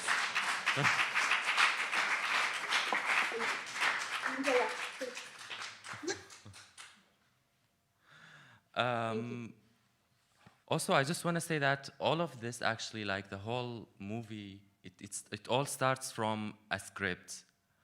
And maybe not, but when we do, when do you know a script is ready to shoot? And what is your process of getting it there? This is a question for any one of you who can answer. I mean, it's definitely, I don't know. Well, right, no, I mean, you reach a point where you think we've done so much with it, we're getting the reactions we want, we know we can go, and now we're like, I guess you do get to that point where you think the written word is no longer adding anything new, and then it's when you're in a very, I think in LUPE we had so many challenges, but one of the luckiest things that we had was we could choose, we could be creatively, we could write, direct, shoot, we were working with everybody so collaboratively that choices were very open. Sometimes when folks are directing things that they didn't write, or they're writing things that they're not going to direct, or producing things that they didn't write, there's differences. Right, but but I think in our case there was no more to be written down, and now it was time to move it to the next phase where the story comes to life and you find it in that deeper phase in production, right? And then that phase kind of replicates itself once you get to post, where again the story is found again and solidified, and in our case, completely shredded apart, rebuilt, and put together in something even more powerful. But I think you kind of reach those phases where there's no more to be added by that phase, and that's when you move to the next one. Maybe. In the case of LUPE, I think we had like a 35-page rough outline that we went to production with, which is nowhere near the 90-page script you would typically do. And the reason it was so short was because some of the scenes, for instance, the scene where where LUPE encounters a gentleman on the train, and that gentleman begins to flirt with her, and there's kind of a coy back and forth, and no one knows where it's going. That was 100% improvised by both actors, by Raphael and the other actor who played Saeed. In another example, in Dominican Republic, as the sun was setting on the last day, we just told Christine, by the way, we've just added a scene. Here's the sides. I think I wrote them down in the back of something, and I said, we're going to find a location. And she just said, cool, let's do it. And she delivered this phenomenal scene with our wonderful child actor in Spanish on the fly as the sun was setting. I don't necessarily recommend that as a playbook for making movies, but because of how strong everyone was, it worked. It wouldn't have worked if it wasn't for that. I can tell you that. And that was actually the last shot of LUPE that was shot, period. That was crazy, because then we had a party after that. We partied with the whole town because our car just died. The car died, and we were just like in the middle of like a town, and we just we were all singing in the street. It was crazy. Yeah, it was amazing. It was a cinematographer, that being real. Yeah, a cinematographer who's worked on many movies said that was the most amazing rap experience he's had. And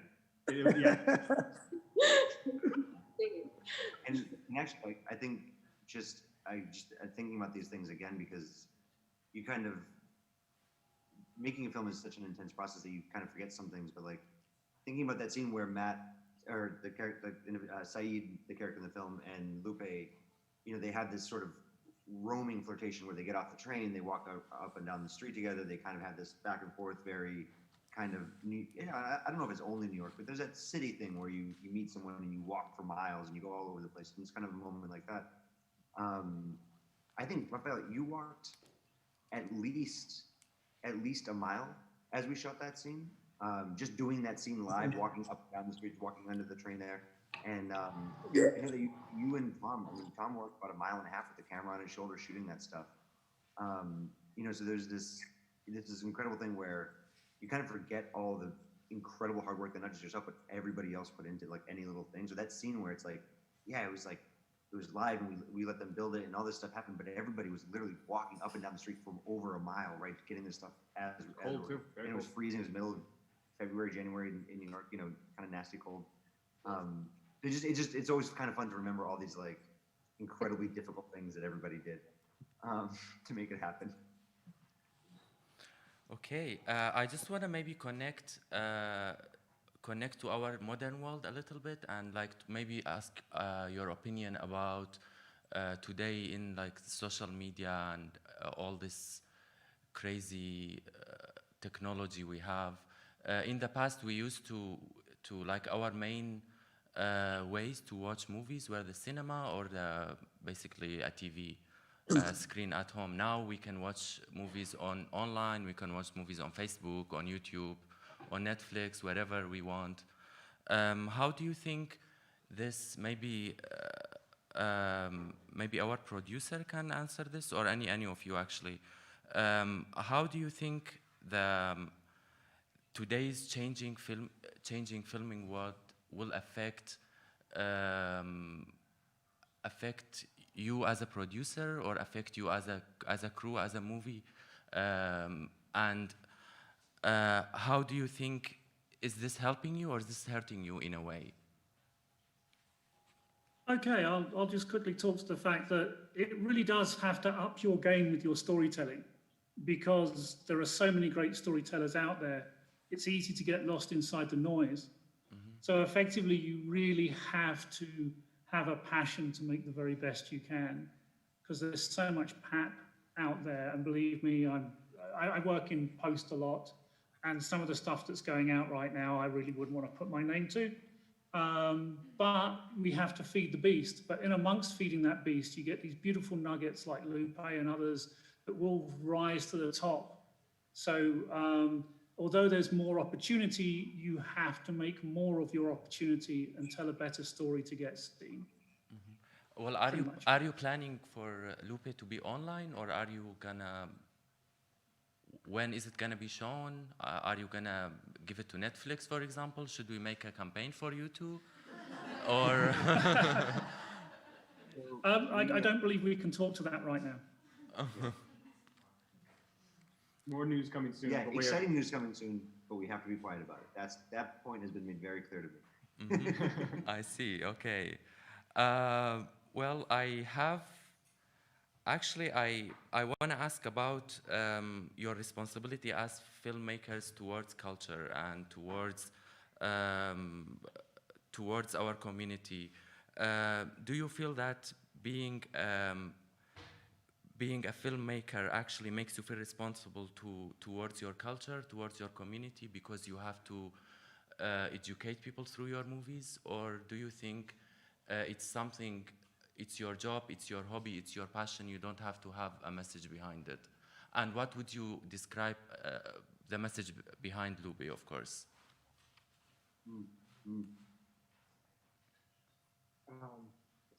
That's a really great question. I do believe there's a place in the arts for just good old fun. Maybe you want to watch a Sherlock Holmes show or something that's just kind of a good thing to fall asleep to. Myself and Andre, and I think a lot of the team members on LUPE do believe there's a place, and a very important place, for bigger messages and social messages. Those are the stories that interest me personally. But I'd love to hear their voices on this panel. What you guys think about that? I personally think that the message in LUPE, which is just like Raf indicated, is universal.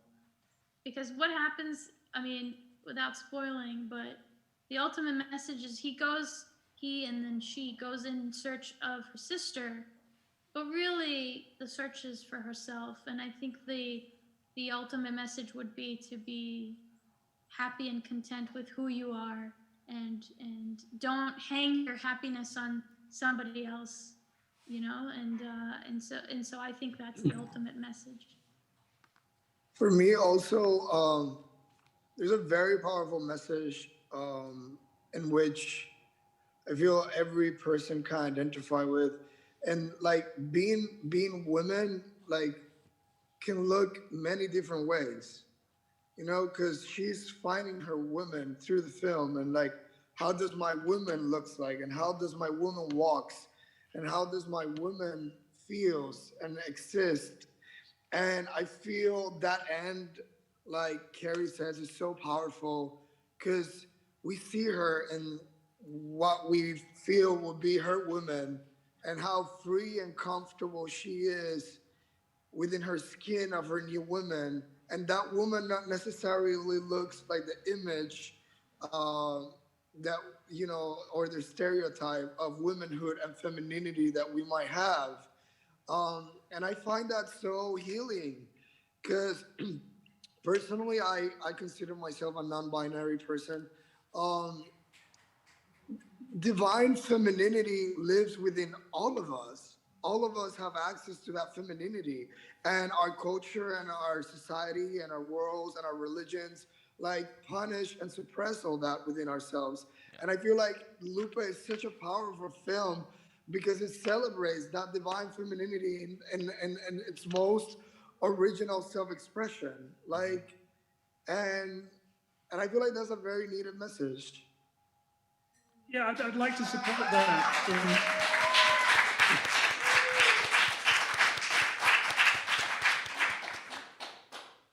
So I would like to support that in what Raphael was saying, in that before Lupe, I used to be obsessed with passing and being genuinely feminine. But working on the film and then talking with people about it afterwards has allowed me to realize I can express myself as my true self, as a true person. It doesn't matter if I pass or not. What does matter at the end of the day is the fact that I am truthful to everybody around me about what I am. Yes.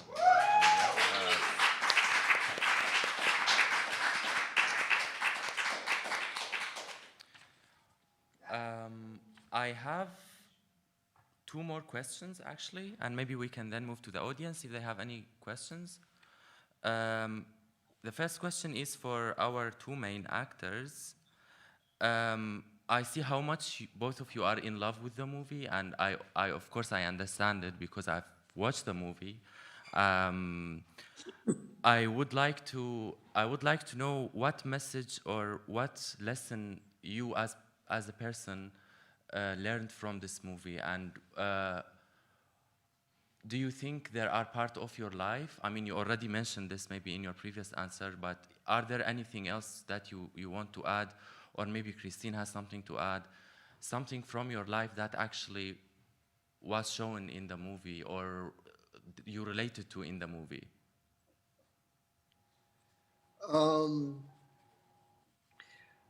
This question makes me very emotional.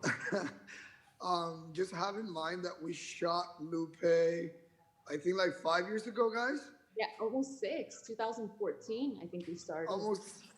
Yeah. Almost 6 years ago. We have been in the Lupe. We have been in the Lupe train, and I hope it doesn't stop. But in the moment in time when I shot this film, I was living in New York, just graduating from school, acting school. You know, being in my early 20s, there's so much self-discovery that's going on in such a city, and being placed in a film like this, in a story like this, was so transformative and healing, and affects directly who I am today. Lupe was the first time that I was ever allowed to explore and play with my femininity, period. And that's amazing. you can see that. You can see that self-exploration and that truth, because it was truth to me as well. And while finding Lupe, I found my woman. And after Lupe, I started exploring drag, and I started performing as a drag queen, and I started being comfortable. Yeah. I started being comfortable going out as my drag persona and as my female persona, and till this day, I'm such a strong and empathetic human, and a lot of that empathy and love started with my process of discovering myself in this film. Before this film, I had absolutely no knowledge of the trans community and the trans conflicts. And to prepare for this role, I had to do so much research that at the end of the day ended up being research to find myself.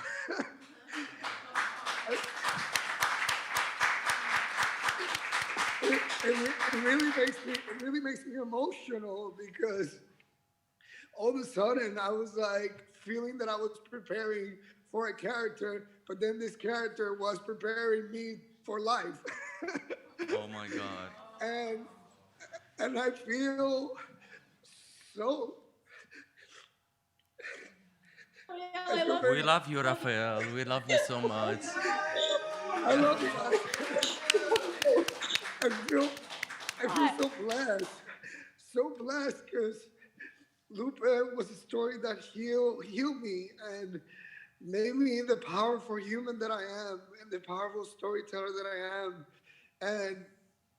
And it started with this film. This was my very first project right after school. I am very grateful for that. And I know that this story is going to resonate to a lot of people and it's going to heal a lot of hearts. And yeah, and this is only the beginning. She will soon be famous, so watch out.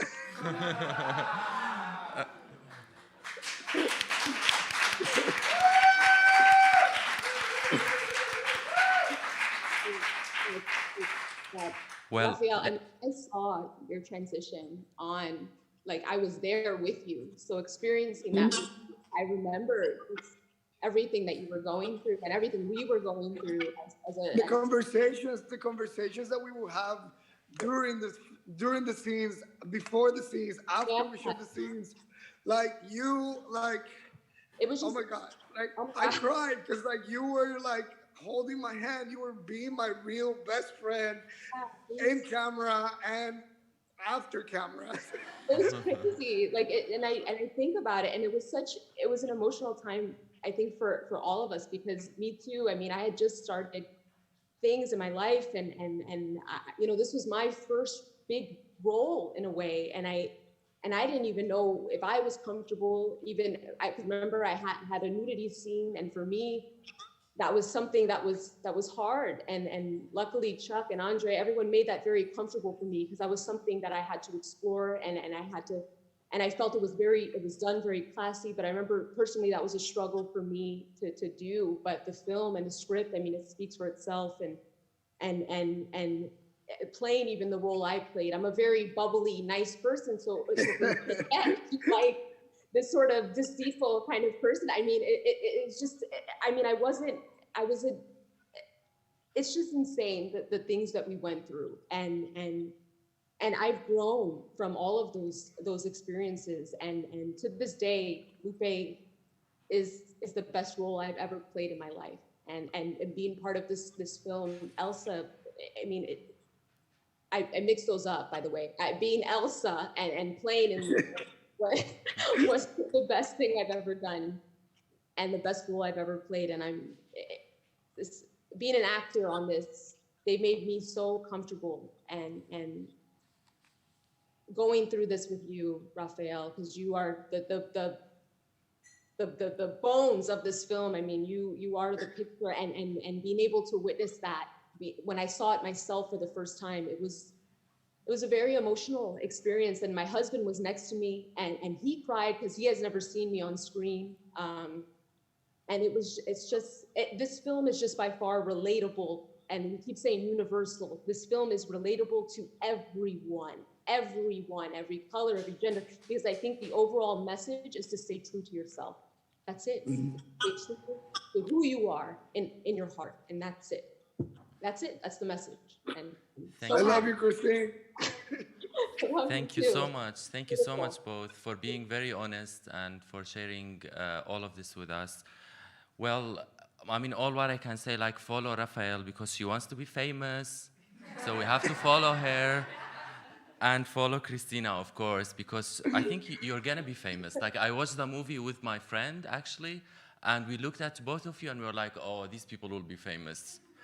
You will be famous, I promise.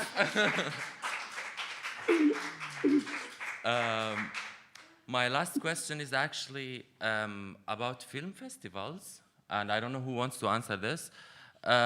What role have film festivals played in your life as a movie, as a filmmaker, or as an actor or an actress? And why do you think film festivals are necessary? Or in other words, what do you benefit from them as filmmakers? Okay. I've been to quite a few, international, small and large, and I think film festivals are essential because it's not just looking and seeing other people's work and being and in amongst film and just enjoying it for what it is. It's also the fact, the camaraderie that filmmakers come together for a short period of time. And I, for one, love to hear other people's stories. And there's a couple of festivals where I took some filmmakers out for dinner one night, and I came back in the next morning and in the VIP lounge, I got called over by one of the festival organizers. They said, Kerry, we need a word with you. I was like, okay, what have I done? They said, we had 4 filmmakers come up to us this morning and thank us for how warm and loving our staff are. And she said when she only realized it was me taking other filmmakers out and really sort of talking to them. And I really believe that those festivals are such a good opportunity to network, cross-propagate and get ideas together and make something beautiful.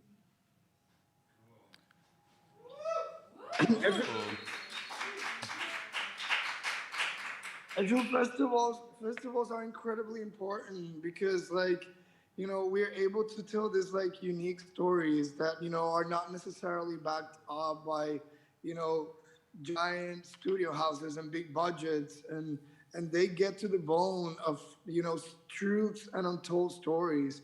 And people like you guys that get together to like discuss these films and the stories, and without festivals, we would not be here having this conversation or connecting and, you know, sharing a piece of our truths and our hearts. And I feel like that's something that festivals gives us, that, like, you know, the big cinema and budgets would never be able to reach hearts and people the way that festivals do. Definitely. Well, does anybody else wants to add something before we move to the audience about any question I asked or anything you want to add? No, I think we do live, I think this goes back to your question about social media earlier, or something about social media and films in general, is that in this particular time, what is, you know, what you guys are doing with TikTok and, you know, Hammer doing with some of the virtual stuff and other festivals are doing virtually, there is this very interesting thing where, despite so many things shutting down, these incredibly important stories, not just LUPE, but so many stories, stuff that's being filmed and made right now and released right now, or will be released in the future while this pandemic is still going on. There's this really incredible way that now these festivals can also, those films that get acclaim within these smaller festivals can also be shared more broadly, more immediately, and that acclaim can kind of propel them more broadly, more quickly, in a way that I think is probably really unique, and we're probably going to see manifest uniquely now for the first time in history. So. Yeah. Okay. Does anyone have any questions? Yes, we have some audience questions. Good. All right, so yeah.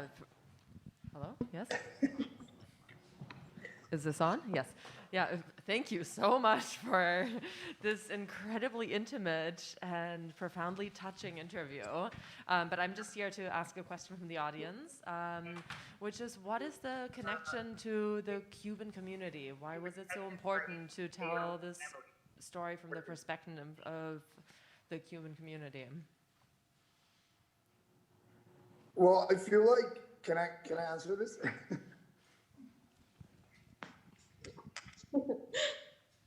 Okay, so I feel like bringing the Cuban community, I'm Puerto Rican myself.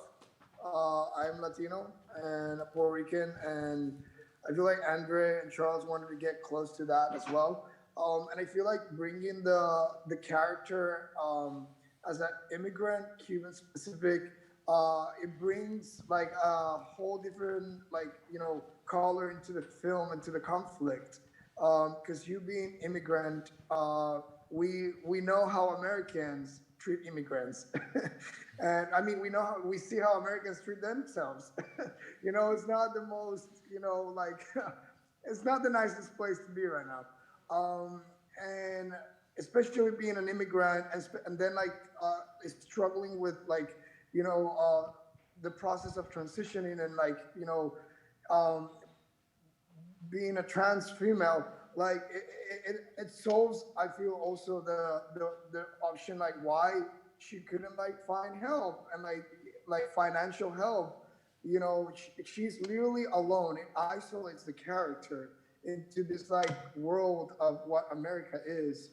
That brings and resonates to a lot of Americans right now, because in America, right now, America, I don't know if you guys know, is the second largest Spanish-speaking country in the world. Latinos represent the biggest minority as we speak. Latinos are a bigger community than the African-American community. So it's a very underrepresented community. And on screen in Hollywood films, we're not represented. Not even 2% of the speaking characters in Hollywood are Latinos. So the fact that Andres and Charles not only decided to tell a trans story, but also a story of a Latino immigrant, it just brings the movie, I feel, into such a core tender conflict of this country.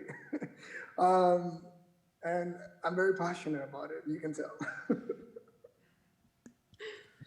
Yeah. Thank you, Rafael. The question is also for you. What you say, it's really touched me. And you say, Lupe, it was the window who's make you to found yourself. What you will say to people they are in search or in travel to find himself or theyself? Yeah, because again, how does that, what makes you be a woman or be female can only be decided by you. And I feel like that's what the core of the message of the movie comes down to. You don't need to be passing like Carrie was sharing. You don't need to look feminine or be a certain feminine way. Being a woman is in your heart. Being a woman is in your intimacy. Being a woman is in your truth. And I feel like that's what Lupe takes the stage on. Thank you. Actually, one funny thing about being a woman or being a man and connecting it to one of your scenes in the movie, you're laying down on the bed and you're laying down actually as a masculine man, and because you have muscles in the movie. And my friend said, "Why is she laying down like this if she's a girl?" And I was like, it's in her heart, it's not in how she looks. Hey! So hallelujah. Yeah. Yeah. And I also that's what for me is so interesting, because the movie brings all this conversations. That doesn't look like a woman, and then the other question is what does a woman look like? Exactly. What does a woman has to look? A woman can look in an infinite ways, because guess what? We are all infinite. Amazing. It brings up the question in the movie when Raphael says, I don't want to train, I don't want to have a muscular body because I'm trying to be a woman. But Lena says, why can't you be a badass woman who beats up other people? Why isn't that not a woman? And that's a valid conversation that needs to be had. Definitely. Indeed. Any more questions? Yeah, I guess one more from me, kind of ricocheting off of what you just said. If I'm remembering correctly, and please correct me if I'm not remembering correctly, there aren't any scenes in the movie where Lupe is getting into any physical alterations, like while she is expressing the more like stereotypically feminine side of herself, kind of like in the long hair and wearing a dress. I was wondering, like, was that a conscious choice to kind of like separate those visual elements? Sorry, we had a little bit of lag on it. I think, are you saying that she never goes and fights anybody while presenting as female in the same way, where she, often has the hoodie, like that kind of very like, masculine or hyper. Like, I'm wondering if I'm remembering that correctly. No, you are correct. I think that there was. Yeah, I was wondering if that was like a conscious choice, and if so, like, what was the thought process behind making that choice? Yeah, I think for the character, those worlds, that was a major part of what Lupe was trying to reconcile was, right? Because in the film, she's going around, she's beating people up, and that's not necessarily the greatest behavior that we want everybody to go around doing, is like, just getting in fights to solve problems, right? I think for that character, that superpower, the training that they do, the punching the walls, the keeping themselves, physically sharp, ready for battle, and going out and doing this thing. I mean, I think in some ways maybe they viewed it as a crutch, or it ends up being a little bit of a crutch, but also as a superpower. It's a way to be protected and safe, right? To have the aid, I think in her earlier thinking in the film, the agency to which she can accomplish her mission. But as she goes through the film, she learned that those two things are not antithetical. And by the time we reach the end of the film, I think both her viewpoints on how she's reconciling those two sides of herself and how she's going about even that search, and really how she's carrying out her whole life in general, kind of have shifted. Raphael, I think maybe, we've talked about that. We had, I don't know how you feel as the actor embodying those two different sort of energies, right? When you're brawling with people in the street, or, in the bathroom with Lena, you did such a phenomenal job of blending and being in both of those worlds so fully. Well, I feel like that's like one of the most interesting things of the movie is like she is her woman in both of those bodies. Like, she is a woman, and it's how she utilizes what she feels are her biggest weaknesses, like her masculine body, her masculine voice. How she, all of a sudden, we see her actively utilizing these things that she, in a way, is finding peace with as weapons. My body is my biggest weapon, and I understand how to pass, and I understand how I'm perceived, and we see her actively looking at, throughout the movie, how does my woman, feels more truth to myself, and that's why she's having all these conversations, and that's why she's like exploring, like with makeup, and like exploring with high heels and with feminine things. But even in those scenes, that was something that was very present in my process as I was like, performing this role. It's like I never went into the space of like, oh, here I have to be a man and here I have to be a woman. No, I was always a woman, because that's the character. That's that's her. She is a trans female, and I feel like that's what makes it so interesting. Yeah, that's such a beautiful answer to that. Thank you so much. Let me check if there's any more questions from the audience. Let me also check the live stream if anyone has written in any questions. Yes. If Ayaz have any more question. Sorry? If you have any more question.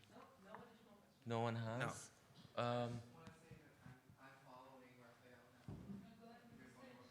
You can come to the stage if you want. Your stage. I mean, it's your stage anyways. I just wanted to say I'm following you now. Oh, yes. Extra follower. I loved this interview, and it touched my heart when you were talking about how you found yourself. Cannot listen. What? Cannot listen very well. You can't hear me. Can you hear me now? There you go. There you go. Yeah. I just wanted to say that it touched me deeply when you were talking about how you found yourself exploring this character. And I found you on Instagram. You got another follower. Yay. She has 2 Instagrams. She has Ralph and she has Jennifer. So you have to follow her in both. I'll make it happen. Thank you so much. Okay. Thank you, guys. Thank you. Well, thank you everyone for joining us today. It was my pleasure to talk to all of you and to get to know you more as people and also to watch LUPE and talk about it. Thank you everybody who's watching as well, and have a great night. Thank you so much. Thank you. Thank you. Good night, everybody.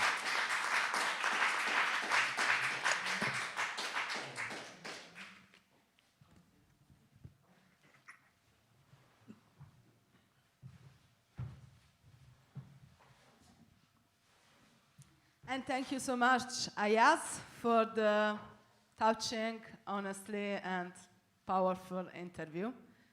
And thank you so much, the cast of LUPEs, and I hope we see you again, and you will be famous.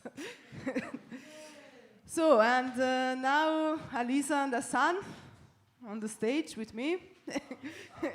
Please. And we go in the light. Yes. Okay, sit. Oh, yeah. I will not leave this stage. Yeah, I'm not ready to leave the stage. Yeah, honestly. me too. Yeah. Me too, honestly. We stay. I love it. Tomorrow. Yeah. We're streaming for 3 days live now. Yes. Tune in. No, but unfortunately we're not. Yeah. Yeah. Unfortunately we should end Come it to our an program end. now. Yeah. This really sad, but yeah. But I will not leave it. And Hanan lives here now. Yes. So much work for tonight, yeah, but the end coming, all beautiful things have an end, and so dramatic. But we want to thank you, all the supporter, the crew, you, Marta, Nina, Yanni, Simon, Sasha on the bar, Mistress Morgana. Mistress Morgana. Mistress Morgana, thank you so much. Thank you. Oh, she don't want. No. And don't forget to thank a lot with kisses all the crew who and also our supporter. There, the technique supporter. A big hug. A big applause. Thank you so much. They work really, really hard. And this is possible. Thank you. Thank you, yeah. And we thank you so Centro Sociale for the room, Lesbian Schwul Filmtage Festival Hamburg, NACBA for the supporting, and all the queer Hamburg community that help us. And I also would like to thank you who's following us now in YouTube and Instagram. Thank you so much. And also thank you our guest here, and also the guest they was with us in online. And thank you so much to the crew team, Elisa and Carmen. Thank you. And thank you, Hassan. Oh, yeah.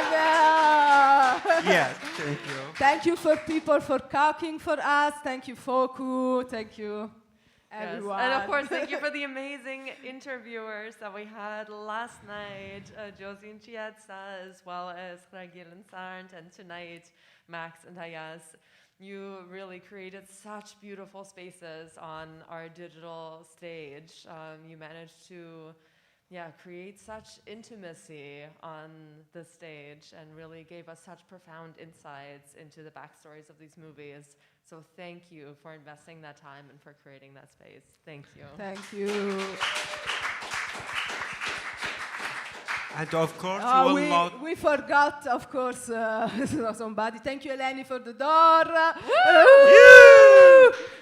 And of course, don't forget the camera Frau with us. Thank you so much, man. Thank you so much.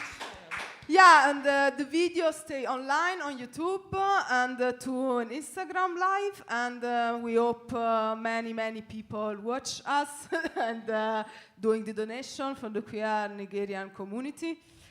And I think this is it. I think it's This time is, we leave our beautiful stage. Yes. Thank Yeah, you we all have to so go. much for tuning in. And see you next year, I guess. Yes. Next year, Yes. I See you hope next year. without COVID.